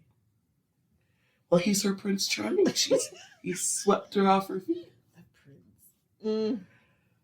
Where the Russells, Jeff, and Jill were all excited about welcoming a child into the world. Mm-hmm. Yeah. Patty Cahill is not happy. Oh, God. Well, she will never be. That's impossible. Now, by this time, Patty had found out that not only had Jill been married and divorced before, yes, but her first marriage had never happened in a Catholic church, and hence was she had never been married in the eyes of God. So she felt very justified in that lie. And the fact that the couple was pregnant before getting married was a sin against God and man. Thus, yes, Lord, it is Patty's responsibility to save these newlyweds from damnation. this child cannot be born out of wedlock. In later interviews, Jill's friend Martha said that Jill told her that they just moved into their home. Jill woke up one morning at 6:30 a.m. to find Patty sitting on the edge of her bed reading the Bible. Oh my God. She broke into their house to proselytize. Oh. More like haunt. Patty is insane. There needs to be an exorcism. We need the Warrens to get this woman out of this dwelling. I rebuke you, Patty. Broke into False prophet. And prayed at them. That is at 6:30 a.m. Man. Hello, Smother. That's a TV show, actually. Really? Smothered. Oh my God. Yeah, it's about mothers and daughters that are just like way too close. Like best share friends. like share bathwater close. Yeah. That is hilarious. That's all I remember from that show. The mother and daughter shared bathwater. Like, not at the same time, but like one would take the bath and the other would get out and the other gets in the water. And I was like, nope. I don't know what's worse. I think that's worse. What? I think getting into, like, using your mother's bathwater or your daughter's, that's weird. Than if you're just taking a bath together. Especially since it's not the 1800s. I know, right? We don't have to, like, quick, it's hot, everybody get in. Yeah. Because I can assure you these are modern American women that have plumbing with hot water. Yes. They can get more hot water. Man, are they Mormons? No. I think they may be Buddhist. Oh. But don't quote me on that. Like I said, I watched like 25 minutes of that shit. I tapped right the fuck out. So creepy. Like once I saw the shared bathwater, I was out of there. Out. Done. Patty just praying at people. After hearing the story, friends told Jill that they were worried about her marrying into this family. Right? That is so just. Like, you can still get this and it's only been 24 hours. You can stop this. Yeah. Just run away. Just disappear. We can leave. You can get another flight to the job, fly away. Exactly. Change your name. You can color your hair. No, Jill's in love. Oh my God. And there is no talking her out of nope. She is head over heels. Besides, from the outside looking in, I see that Jeff was not like a lot of his other family, right? Patty is a weird religious fanatic, yes. His brothers ran the gambit from arrogant asshole all the way to hard-driving corporate types. None of them are nice people. Yeah. So Jeff is the mild-mannered, unassuming, nice guy in a family of assholes. Oh, God. Oh. So, yeah. That sounds rough. That's why people were like, well... Yeah. Are you sure you don't want to marry into this? But then again, he ain't as bad as the rest of them. And it was when it was time for Jeff and Jill to tie the knot. Yes, they did get married in a Catholic church, but Patty didn't go to the wedding. Oh, for heaven's sake. Yeah, she loves this shit. This is her favorite child. This is her favorite It was child. a small wedding, only about a dozen people in attendance. I know. But like the emotional terrorism of not going to the wedding. After forcing them to have a Catholic wedding, and then you don't go. It's like, I do not want you to enjoy one moment of this ceremony. And here you thought it was only not having one of his brothers be the best man that would make her flake on her kid's wedding. Really? Yeah.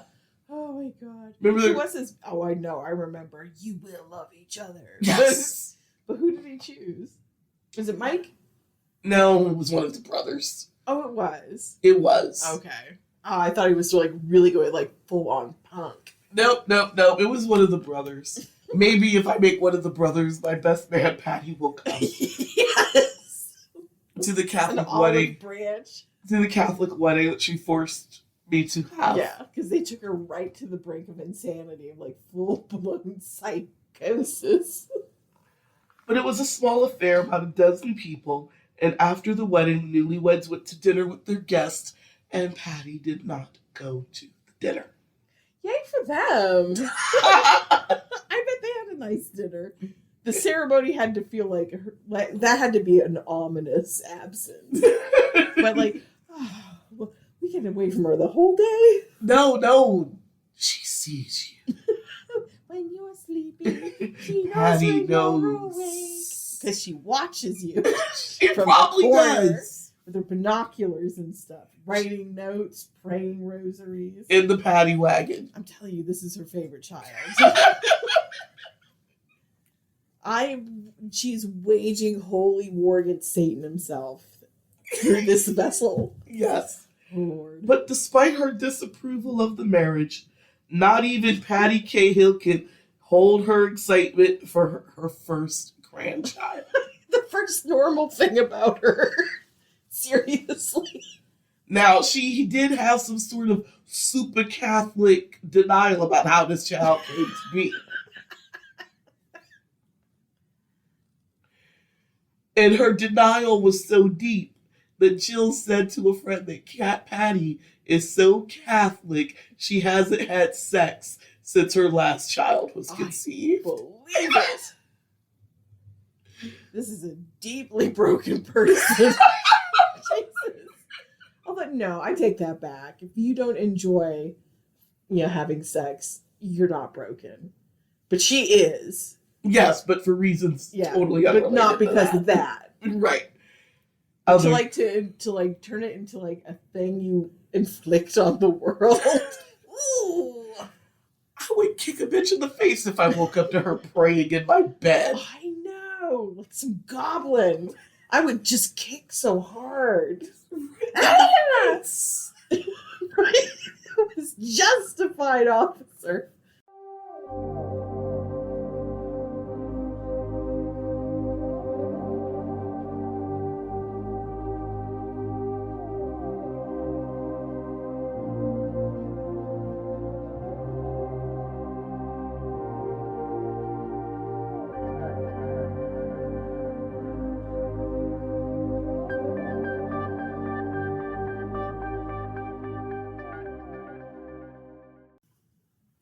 After the wedding, Jeff and Jill moved into a small house down the street from Jeff's parents. This is a mistake. You move away from Patty, not closer to Patty. Did he not tell her? How did she get tricked into this, our Jill? Well, she quit her job. Mm-hmm. Being pregnant and being a flight attendant is hard. Oh, so she couldn't really object. Yeah. Like, as her tummy's getting bigger, those little alleyways that you gotta walk. This is the late 80s, so you still had to wear heels. Yeah. And I think you could just get fired for being pregnant, too. Yeah. Like, you're getting fat, Joe. It's a bummer to all the passengers. Right? So. But, whatever. Jill left with no regrets. Well, good. That was a great adventure. Yes. Yeah, you can't do it forever. And she is off to a new adventure, and it's called Wife, Mother, Family. Yeah. And she's excited for that adventure. Yay. Just like she is all her other ones. And Jeff was doing so well in his business that she wasn't worried about money. Mm-hmm. Those first couple of years were good. Yay. Well, I figured he's good at what he does. Yeah, and they enjoyed it. They liked working together, creating together. Jeff would build the furniture for clients. Jill would paint. And Jeff was nothing but kind. Aww. When asthma kept Jill's friend Martha from shoveling her driveway, Jeff would swing by on the way to work, shovel a walk, poof, he's gone. Yeah. This is so nice. You're torturing me. Let me set up this beautiful little dollhouse. Look how perfect. Look how loving. But this is talk gently to me. Oh, we'll get there. Jeff and Jill welcomed their son, Timothy Egan Cahill. He named him after the strong brother. Tim. I am Tim. Will not call me Spot, Howdy, Nipper, Or Weasel, Jeff. or Jeff. For anything that is not my name, which is Tim. Right? Jeff is such a weird nickname. No, for Jack, John, James. Call me Jeff. Yeah, all of them. It's like Kevin, Mark, John. I think John is Weasel. Anyway, there's a bunch of them. And there's Tim. And Egan, that's a neat middle name. I always think of that as a last name, but... Yeah, I can see that. I think he's Irish? Yeah. Mm-hmm. So Timothy Egan Cahill came into the world in February of 1980. When little Tim was born, Jill's mom, Joan, got a call from Patty Cahill. Mm-hmm. Joan answered the phone, and in a huge, big, booming, ripping voice, Patty said, "That's a very nice specimen that my son and your daughter have come up with." Oh my God. It's mighty. That is so weird and creepy. Mighty fine specimen. Very, very fine specimen. Oh my, Which is what Joan said. It's like, it's a weird attempt, like an alien species trying to be friendly. And before Joan could say anything, Patty said, "I have a huge house, 5 bedrooms, and when Jill comes home from the hospital, you can stay and do whatever it is the girls' mothers do." You mean the work? Right. The work is what the girl's mother usually does. Yeah, I don't know why it felt so condescending. Whatever girls' mothers do. know, it's like there is a hierarchy, and here is your place in it. I've birthed 5 boys. Yes. You've birthed 2 Jezebel and a fat. Protestant. Lapsed Catholic.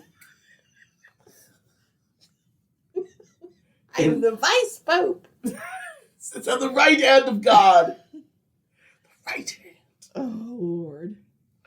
Sadly, when Jill came home, there was a nasty, nasty snowstorm. So Joan couldn't get out of town. Aw. Bummer. But when Joan could make it the following weekend, Patty rescinded her offer for Joan to stay. Oh, bitch.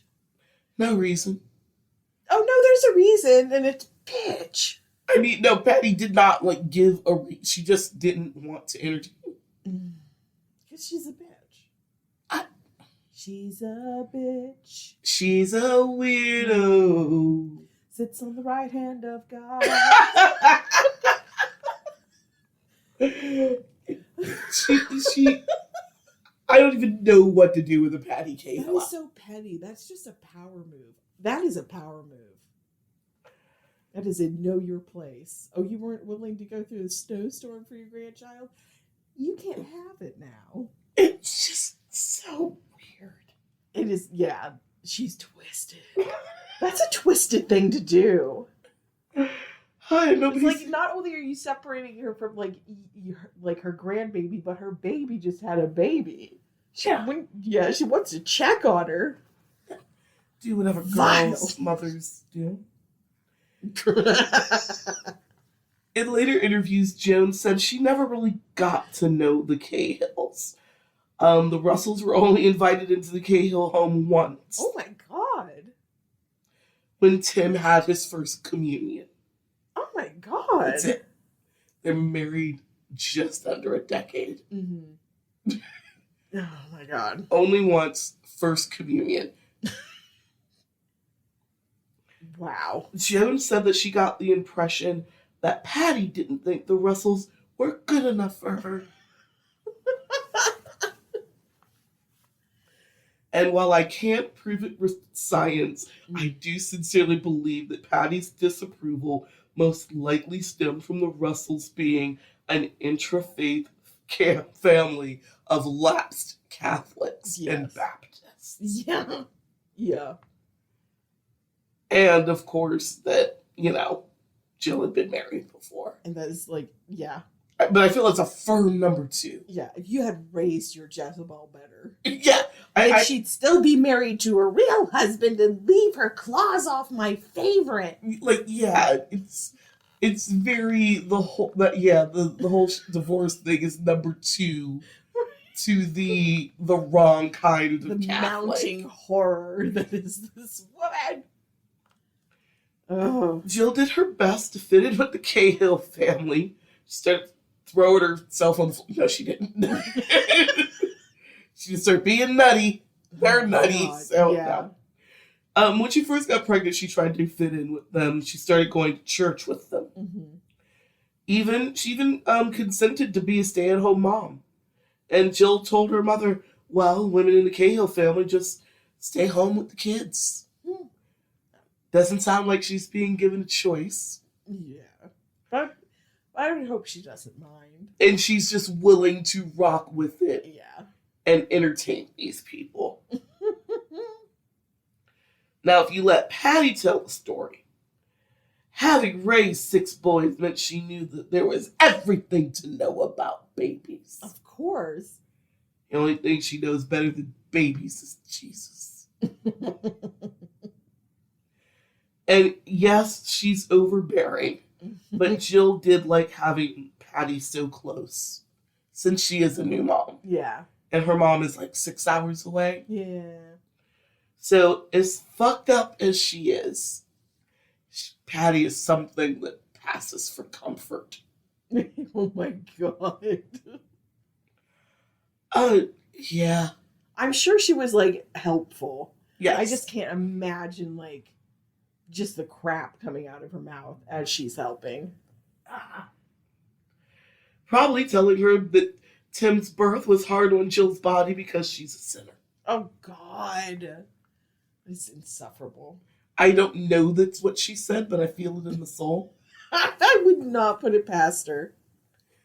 Because Tim was a difficult delivery, and I'm sure Patty told her that it was Jill's fault for all manner of sin. Yes. Because what else would Patty say? And because Tim had been a difficult birth, the doctors had recommended that Jill wait for a while before trying for another. Mm-hmm. Yeah. But Jeff wanted a baby right away. Patty wanted a baby right away. Remember, none of her boys were more than 2 years apart. That's true. Thraka, thraka, thraka, bang them out. Bang, bang, bang. And despite the doctor's warnings, Jill was pregnant again and gave birth to Mary Catherine.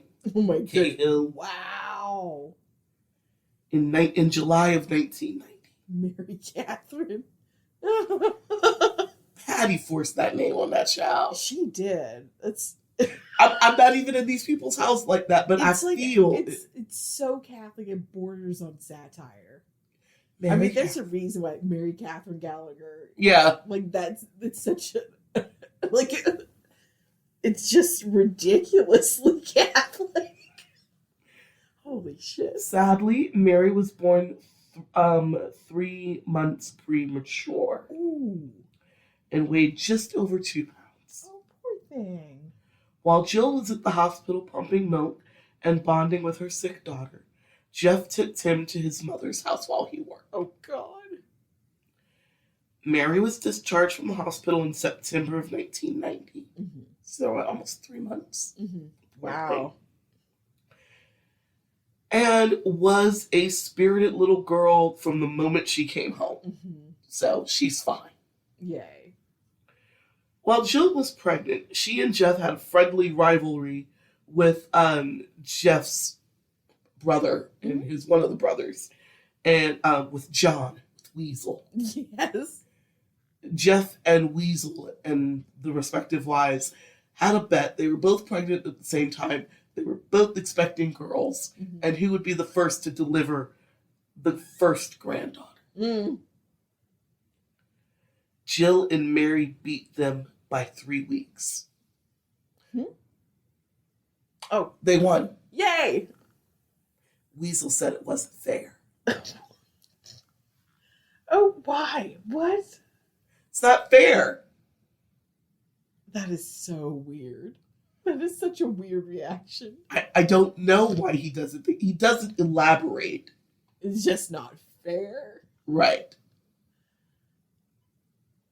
Wow. Because these people are deeply fucked up. I can't wrap my head around it.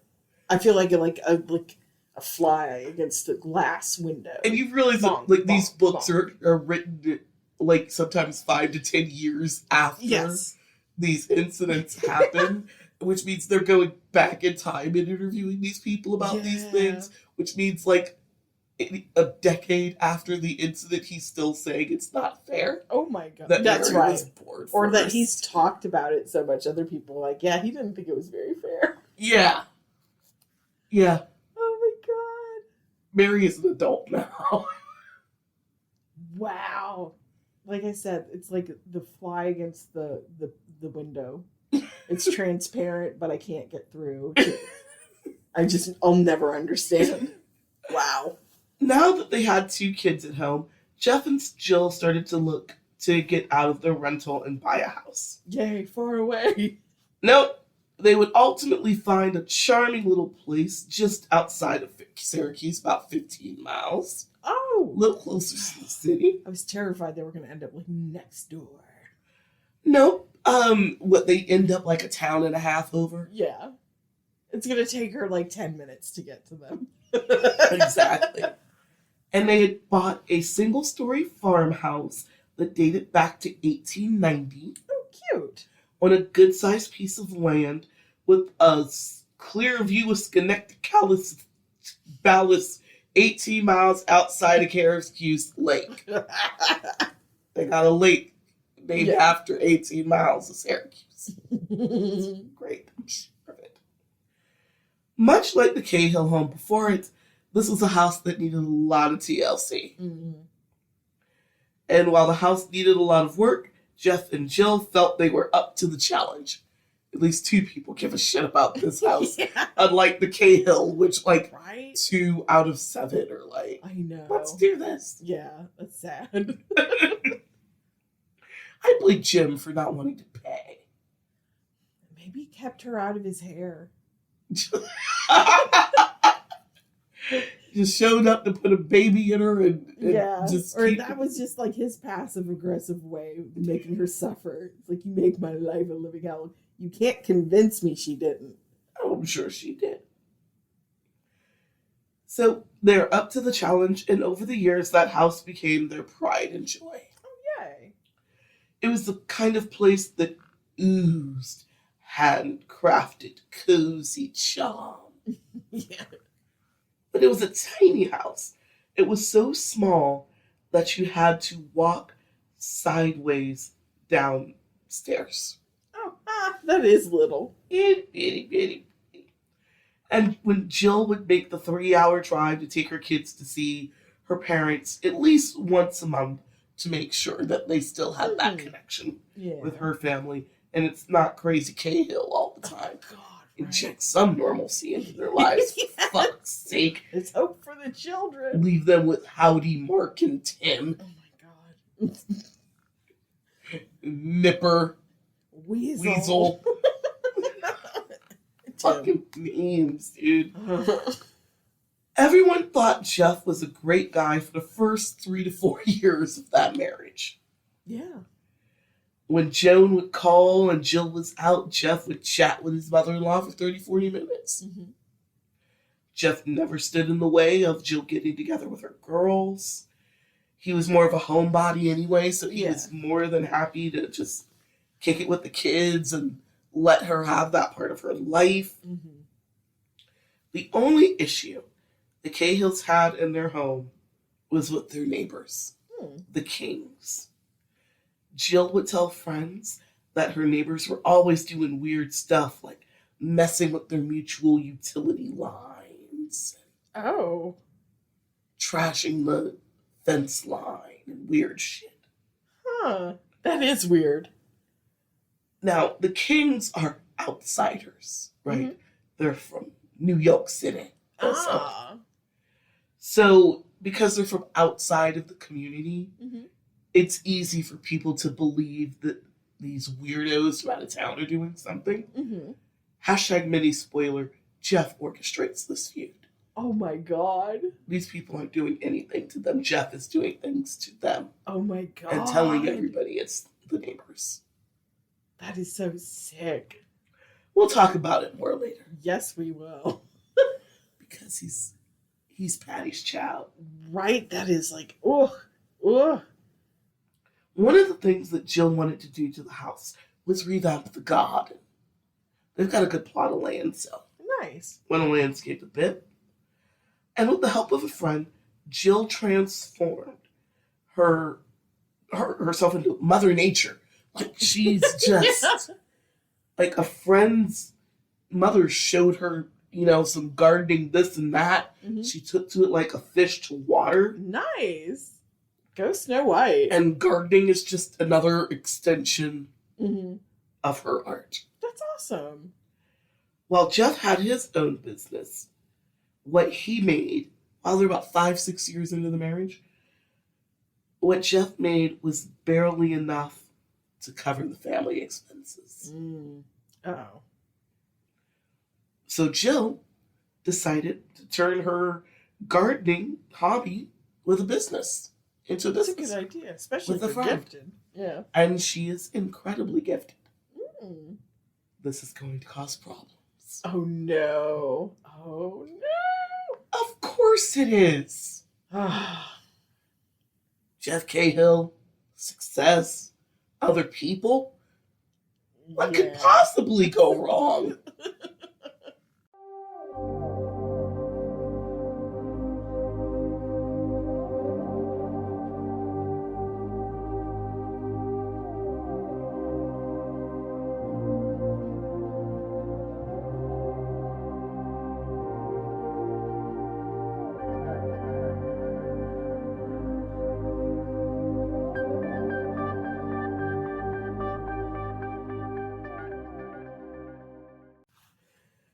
So Jill would start a landscaping and gardening business with two friends, and their business was called Flower Fairies. What?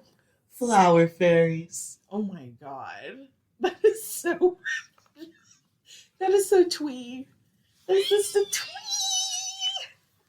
What was the name of Jeff's business? Common Structures.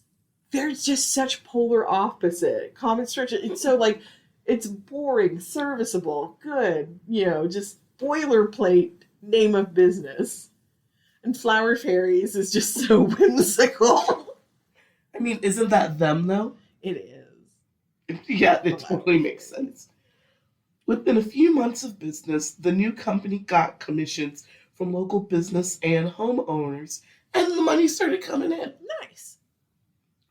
They didn't do any advertising, and it was completely built by word of mouth. Nice. By their second year in business, Flower Fairies was bringing in nearly $20,000 a year. Wow. And while Flower Fairies is taking off, Common Structures is struggling. Ooh. Oh no. Now see, the problem with the business wasn't that Jeff didn't know what he was doing. He actually does good work, great work. People rave about it. Mm-hmm. He doesn't charge people. Oh God. You mean he doesn't charge people a lot? He doesn't charge people. Like at all? He doesn't get money. Oh my God. No. Man, you weren't kidding when you said he didn't care about money.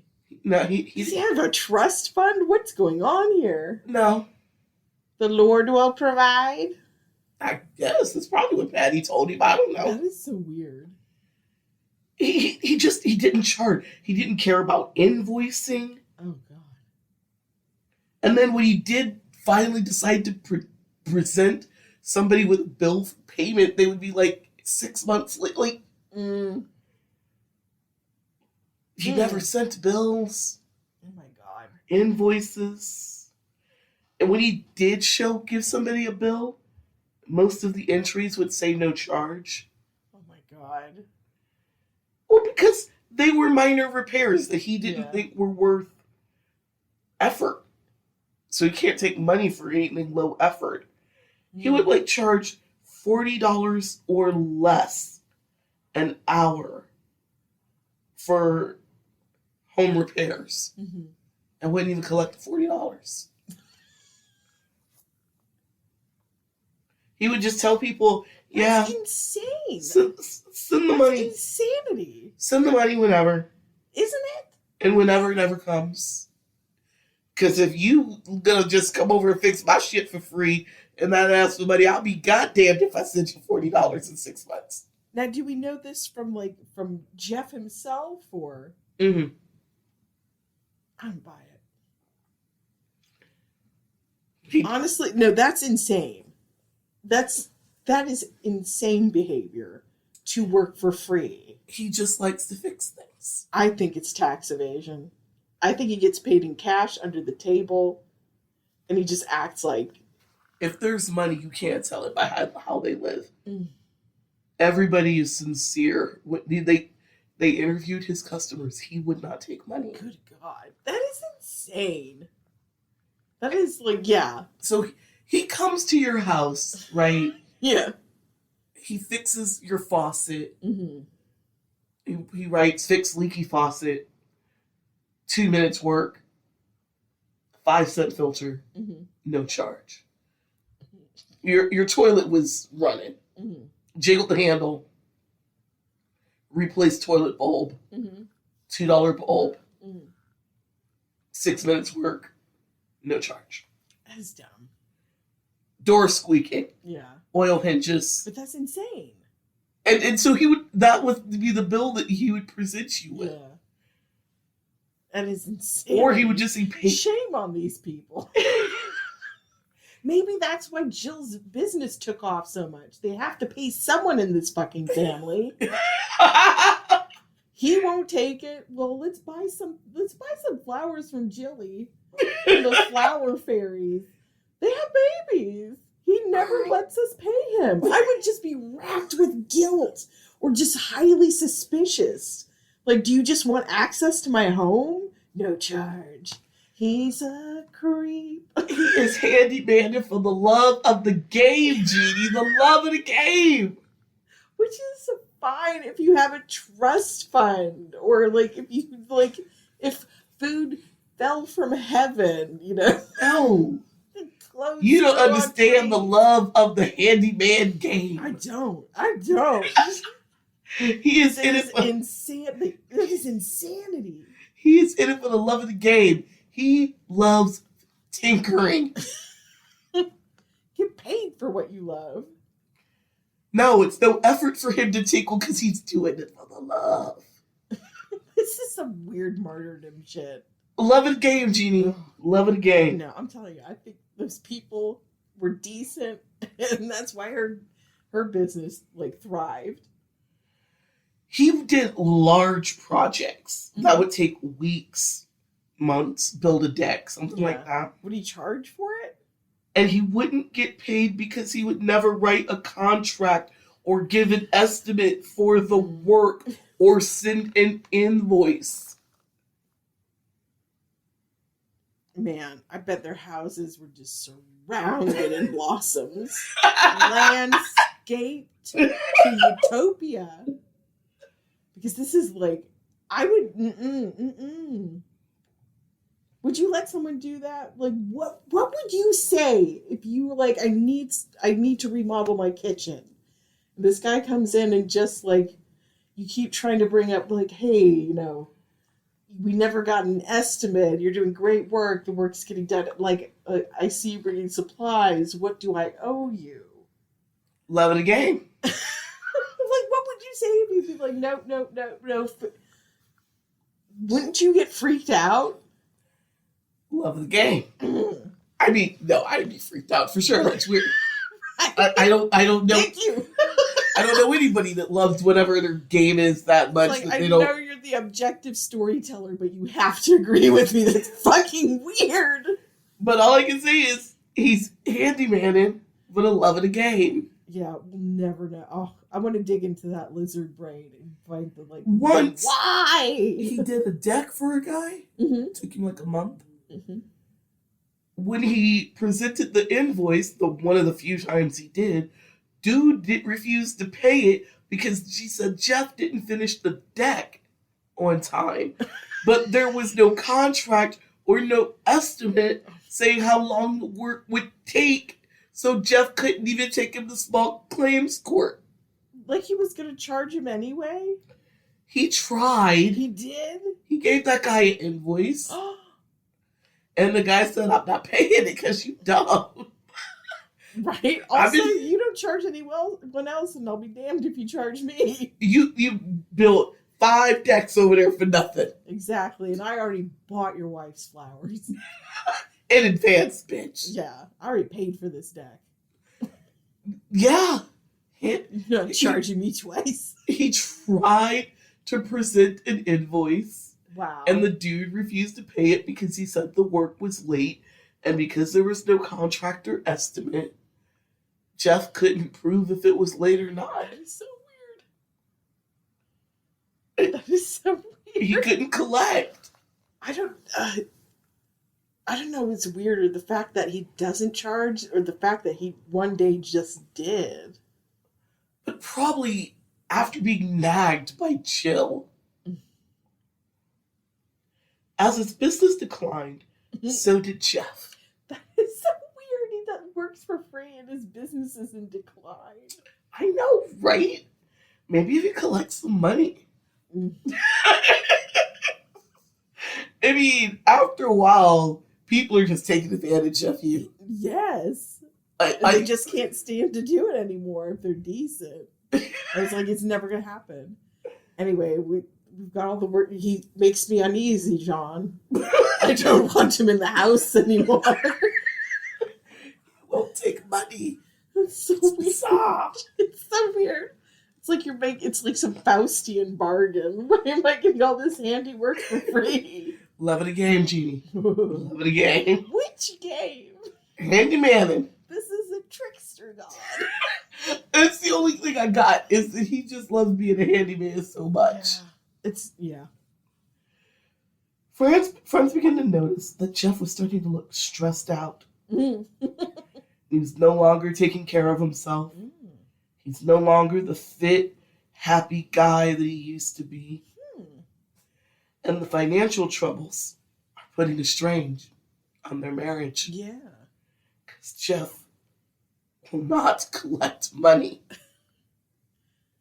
And he's salty about her making money. Yes. And being the breadwinner. Yes. Oh my God. It makes so much sense because now she's the man in the relationship. Patty does not like this. No, Patty's the only vice man. She's the vice pope and she is a vice man. I only give birth to sons. You, Jezebel, have a daughter. Jeff started lying to Jill about money and bouncing checks all over town. Jill would usually cover the checks when the banks came calling. Mm-hmm. But she made it clear that most of their money troubles are because Jeff, to say he mismanaged his business is to be polite. Yes. I wrote mismanaged. I don't have another word for what this is. No, that's perfect. That is. Yeah, you cannot manage your own business. But it feels more egregious than what mismanaged conveys. I know. It is very polite. It's very diplomatic. But I feel like there should be a word for, like, it's a business neglect. Is that a thing? I don't know.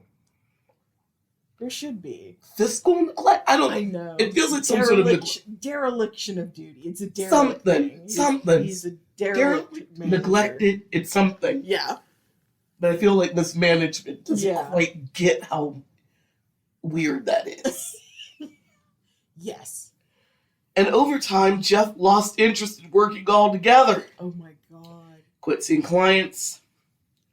Quit trying to find new business. Oh my God. There's only so much free handyman work people need and or will take. Right? Man. You might be right. You get over on him like the first 3 times, and then you start to feel bad. Yeah. I don't think there's like it's a testament to those people that they just stopped. I think only a real like sociopath would just like, yes, I'm gonna keep taking advantage of you. I hope you start something. You're not even paying in casserole. It's just too weird. I know that happens sometimes in small towns. Yes. And like we've got we just had our tires rotated and we've got like an extra pair we thought you kids could use. You're just friendly small town gestures will only take you so far, and then it's just why does he work for free? It's so weird. What is he plotting? Jeff was just content to be home, playing with the kids, tinkering in his workshop, coaching Tim and Mary's soccer teams. That's good. I don't think Joe would mind if this was part of the agreement. This had been spoken about at some point. Yeah. I don't think she would mind it. But the fact that it just seems to be happening and they're broke and he intends to do nothing about it makes him insufferable. Yeah. Because there's nothing wrong with stay-at-home dads. No, not at all. But talk about it. Don't just decide. Yeah. Don't just decide and then never do anything. It just look like what? This is a big life change, honey. By this time, the only time people saw Jeff and Jill out together was at their kids' events or at church. Over time, Jeff even lost interest in caring for their home and doing the near constant repair that a 200-year-old house needs. Yeah. Like, constantly. Something is breaking in that house. Oh, hell yeah. Jeff would talk big about putting an extension on the house so they could have more space, but nothing ever came of it. Yeah. Leaving Jill to cover the cracks and the crevices of their home with her artistic skills and a metric fucking ton of fresh flowers. Their house is falling apart. The drywall needs to be done. They need a new roof. They need new flooring. Yeah, way to punk out, dude. The septic tank, they're way out in the boonies, so the septic tank needs this. We need heating oil. We need, a house like that, built in 1890. It's cute. That's quaint. Yeah. But it is also a lot of fucking work. Like, if you don't have construction skills yourself, you better be independently wealthy. Because you are always going to be fixing something. Yes. That's true. In a home like that. And he's just letting it crumble. Punk? Bum? And Jill's just like, I guess I'm going to paint some flowers on the wall. Just to distract. Maybe a little paper mache piece to cover up this crack. Right. The cold is getting through. It is. Oh. Like those good old New England winters. The house is winterized, but it ain't great. Their utilities get cut off fairly regularly.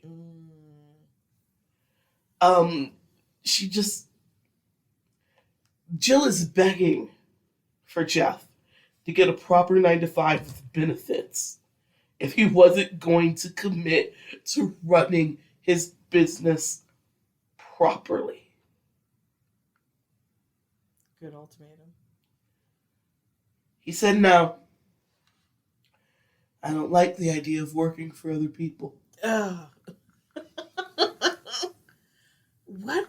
Oh my God. He just got away from Patty and will never be controlled again.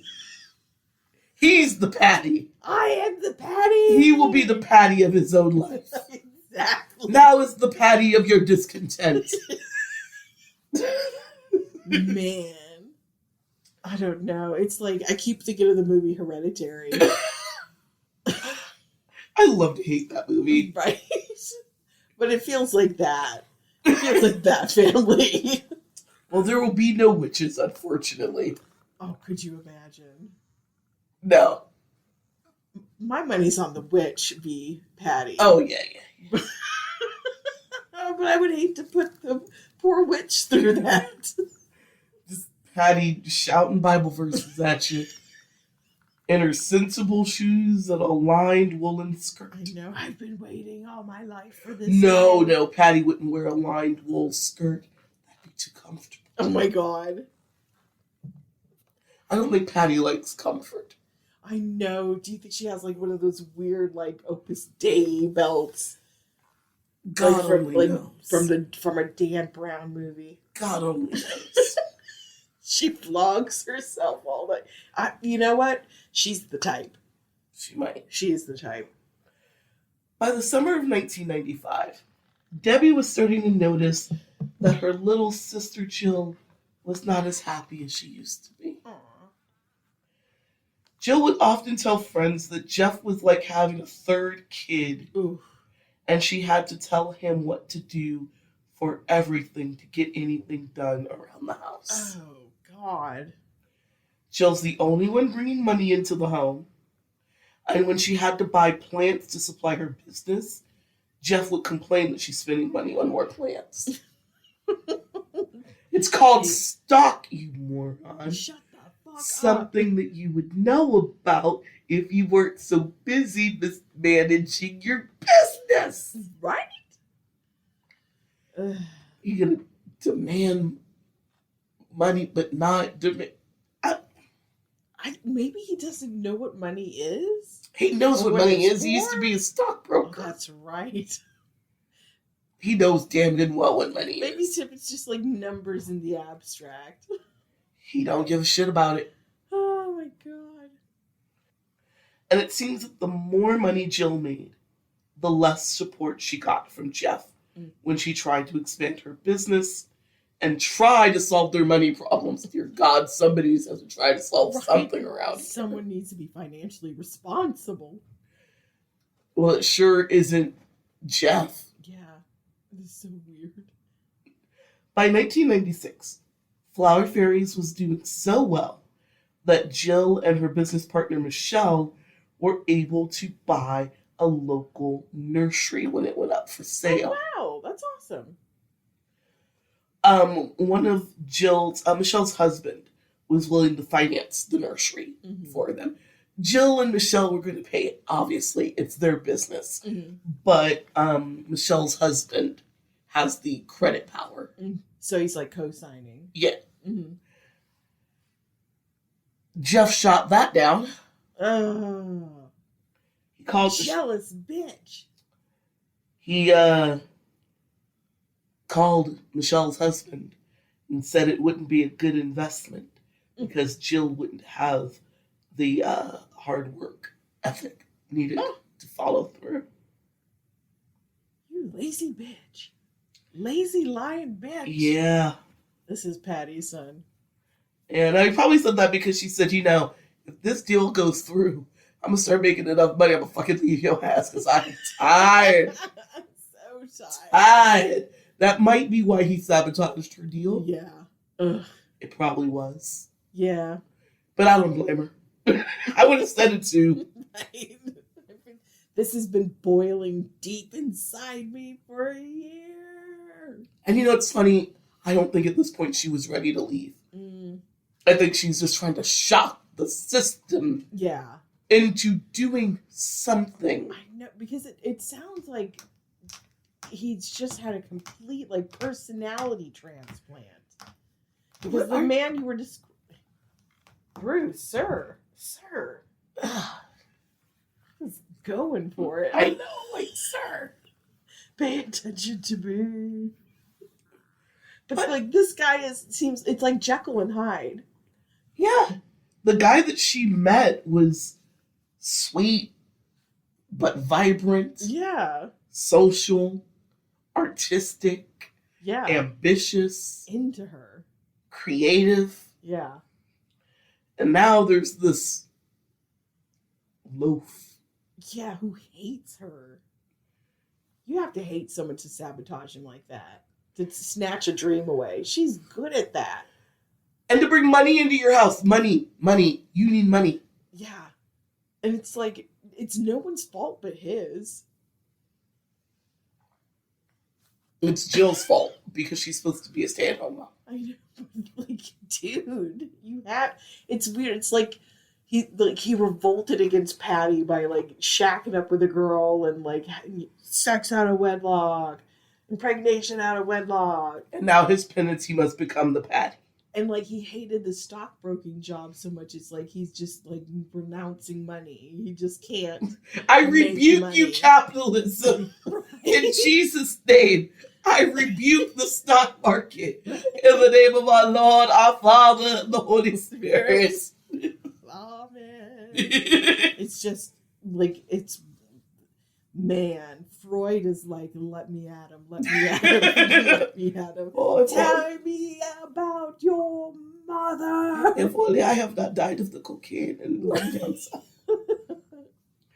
But Jill wasn't ready to leave. She just wants him to do something. Yeah. Say something. Go Move. back to normal. Yeah. Nothing. Ugh. I mean, he moved fast enough to sabotage the nursery. Yes. He did move quick. Found the motivation for that. He did move quickly on that one. Mm-hmm. And it was convincing enough that Michelle's husband pulled out of the deal. Mm. And unfortunately, the Michelle and Jill together didn't have the credit power. Yeah. They're still young. They're still in their early 30s. But they've got the stay-at-home mom action. Yes. Going on. And this is before, fledgling business. Yeah, so they needed that credit power. Yeah. But, whatever. While Jill is having issues with Jeff, the parents of the kids' friends and their families loved him. Jeff is the ultimate sports dad. Without being a dick about it. That is special. I'll hand that to him.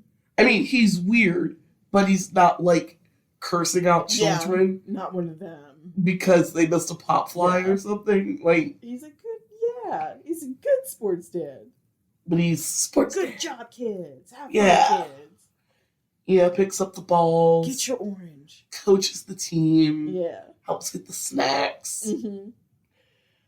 He seemed to have all the time in the world to practice with the kids and shuttle them around and coach their games and practices. That's lovely.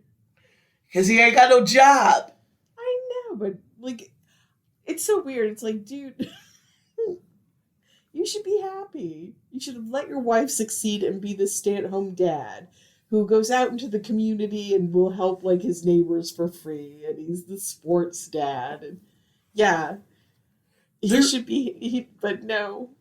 Patty has broken him so thoroughly, he can't enjoy his life. You're right. There's a version of this where no one has to die. Right? This should be a very happy union. There is a version of this where a conversation is had. Common structures shuts down after another year or 3. Flower Fairies expands, does its thing. Mm-hmm. Jeff is the ultimate sports dad, and everyone lives to fight another day. Right? And honestly, I think if he was a stay-at-home dad and, like, the sports dad, I think those people would be less freaked out about him doing, like, handiwork for free. Probably. Honestly. Well, because it'd be like, that's right, he's the stay-at-home dad. Their kids are at school for at least 6 hours a day. He got to do something with it. He's good, upright, and he's just being a good citizen. He's just popping by for coffee. And if he was normal, like, they would, like, let me pay you a little something. They would pay for materials.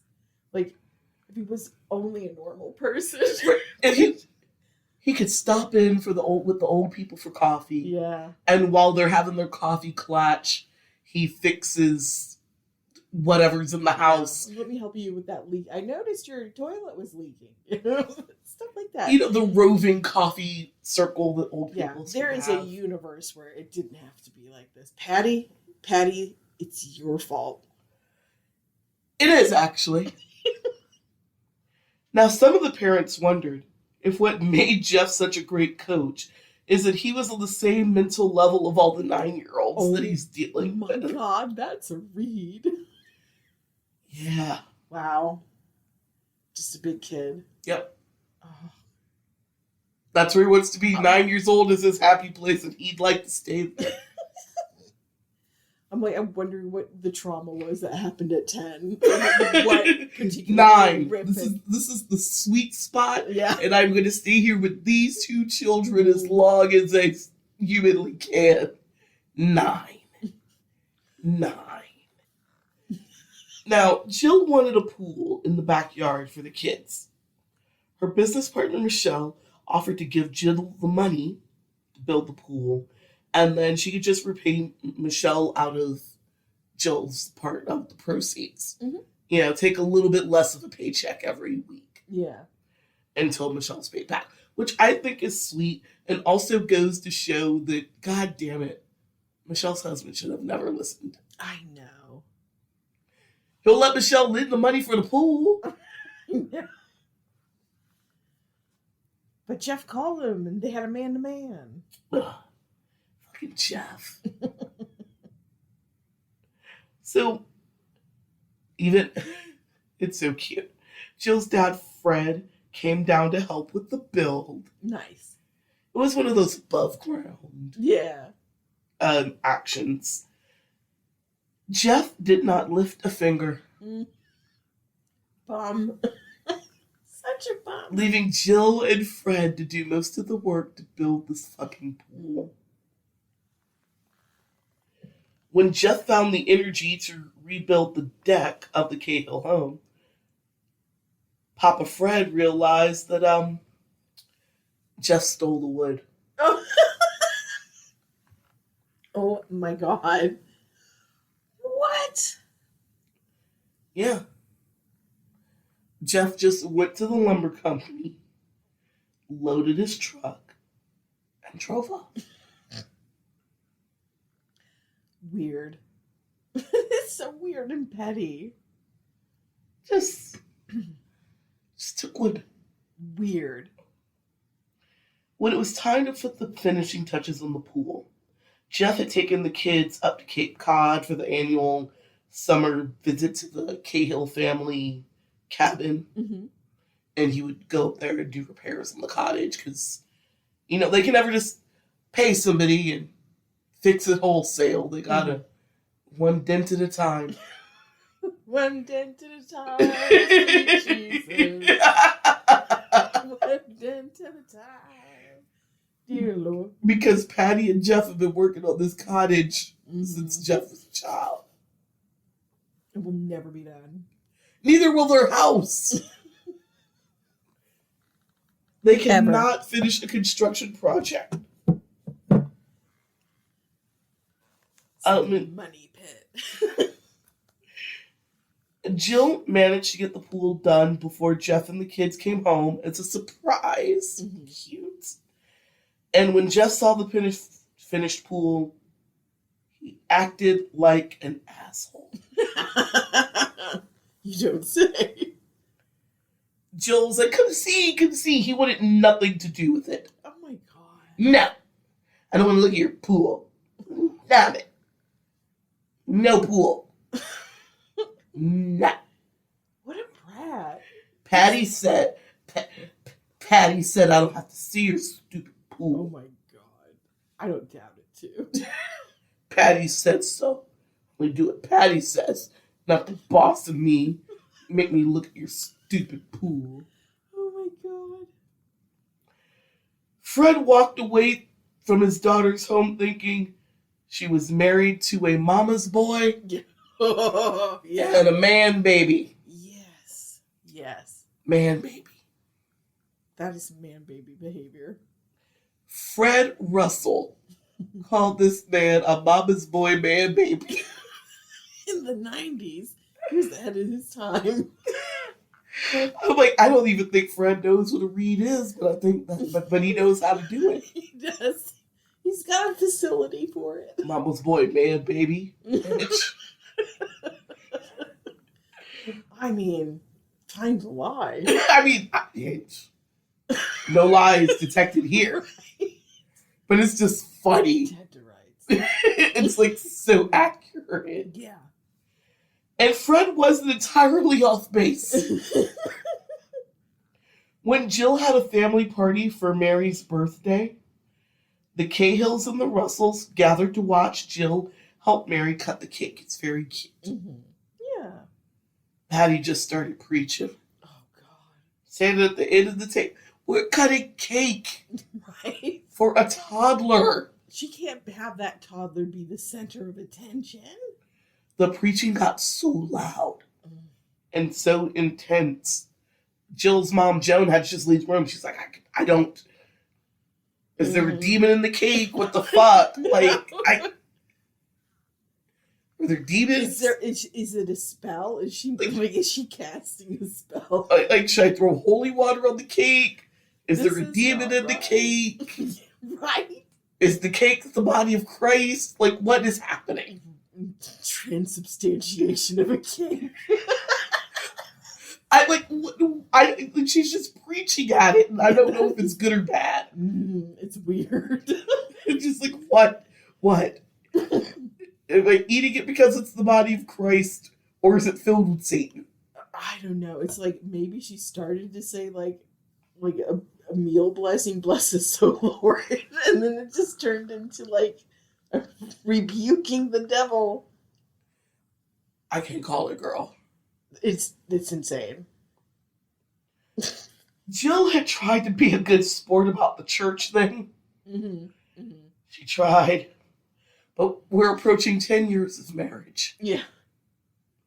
And she's fed up with the bullshit. One year, Jill decided that she was tired. Mm-hmm. And she would not attend church with the Cahills on Thanksgiving or Christmas. Mm-hmm. The holiday will be patty free. Lord bless it. Yes. Are we? Yes. Oh. On both occasions, Patty marched her narrow ass in her sensible shoes, Mm-hmm. and her unlined wool skirt, and her overstarched silk blouse. Because I believe it is silk, and it is expensive, but it is overstarched in a way that it is dull. Mm-hmm. And she knocked on Jill's door, and she demanded an explanation for why Jill wasn't in church. And screaming in Jill's face, "Who do you think you are? Do you think till you're too good for us?" Oh my God. Holy psycho, Batman. And Jill just yelled back, "No! I'm just tired of the bullshit!" Not good for you, Jill. Yes. And slammed the door in Patty's face. That's how you slay a demon. You say its name. Bullshit. I rebuke you. Bullshit. That's the secret of an exorcism. I rebuke As many you. movies will tell you. I rebuke you, Patty, of the bullshit. Exactly. Go back to your pit. In the name of our Lord and Savior. And the Holy Virgin Mother. Fred would say, and Fred is Jill's dad, would say that Patty Cahill is a religious zealot. Yeah. Who could probably run a cult. I mean, she does have a mini cult. And that Oh. is where we will leave you on part 1 of Jeff. Jeff is Jim. Yes, he is. James Jeff. James is Jim. Squeaky, Spanky, Weasel, Soda Pop, and Pony Boy. And on that note, don't forget to like, comment, and subscribe. Yes, please. Feed the algo. Make it your friend. Yes. Feed the algorithm. Feed it. Feed it. No. I've been Samara. And I've been Jeannie. And this has been Talk Deadly to Me.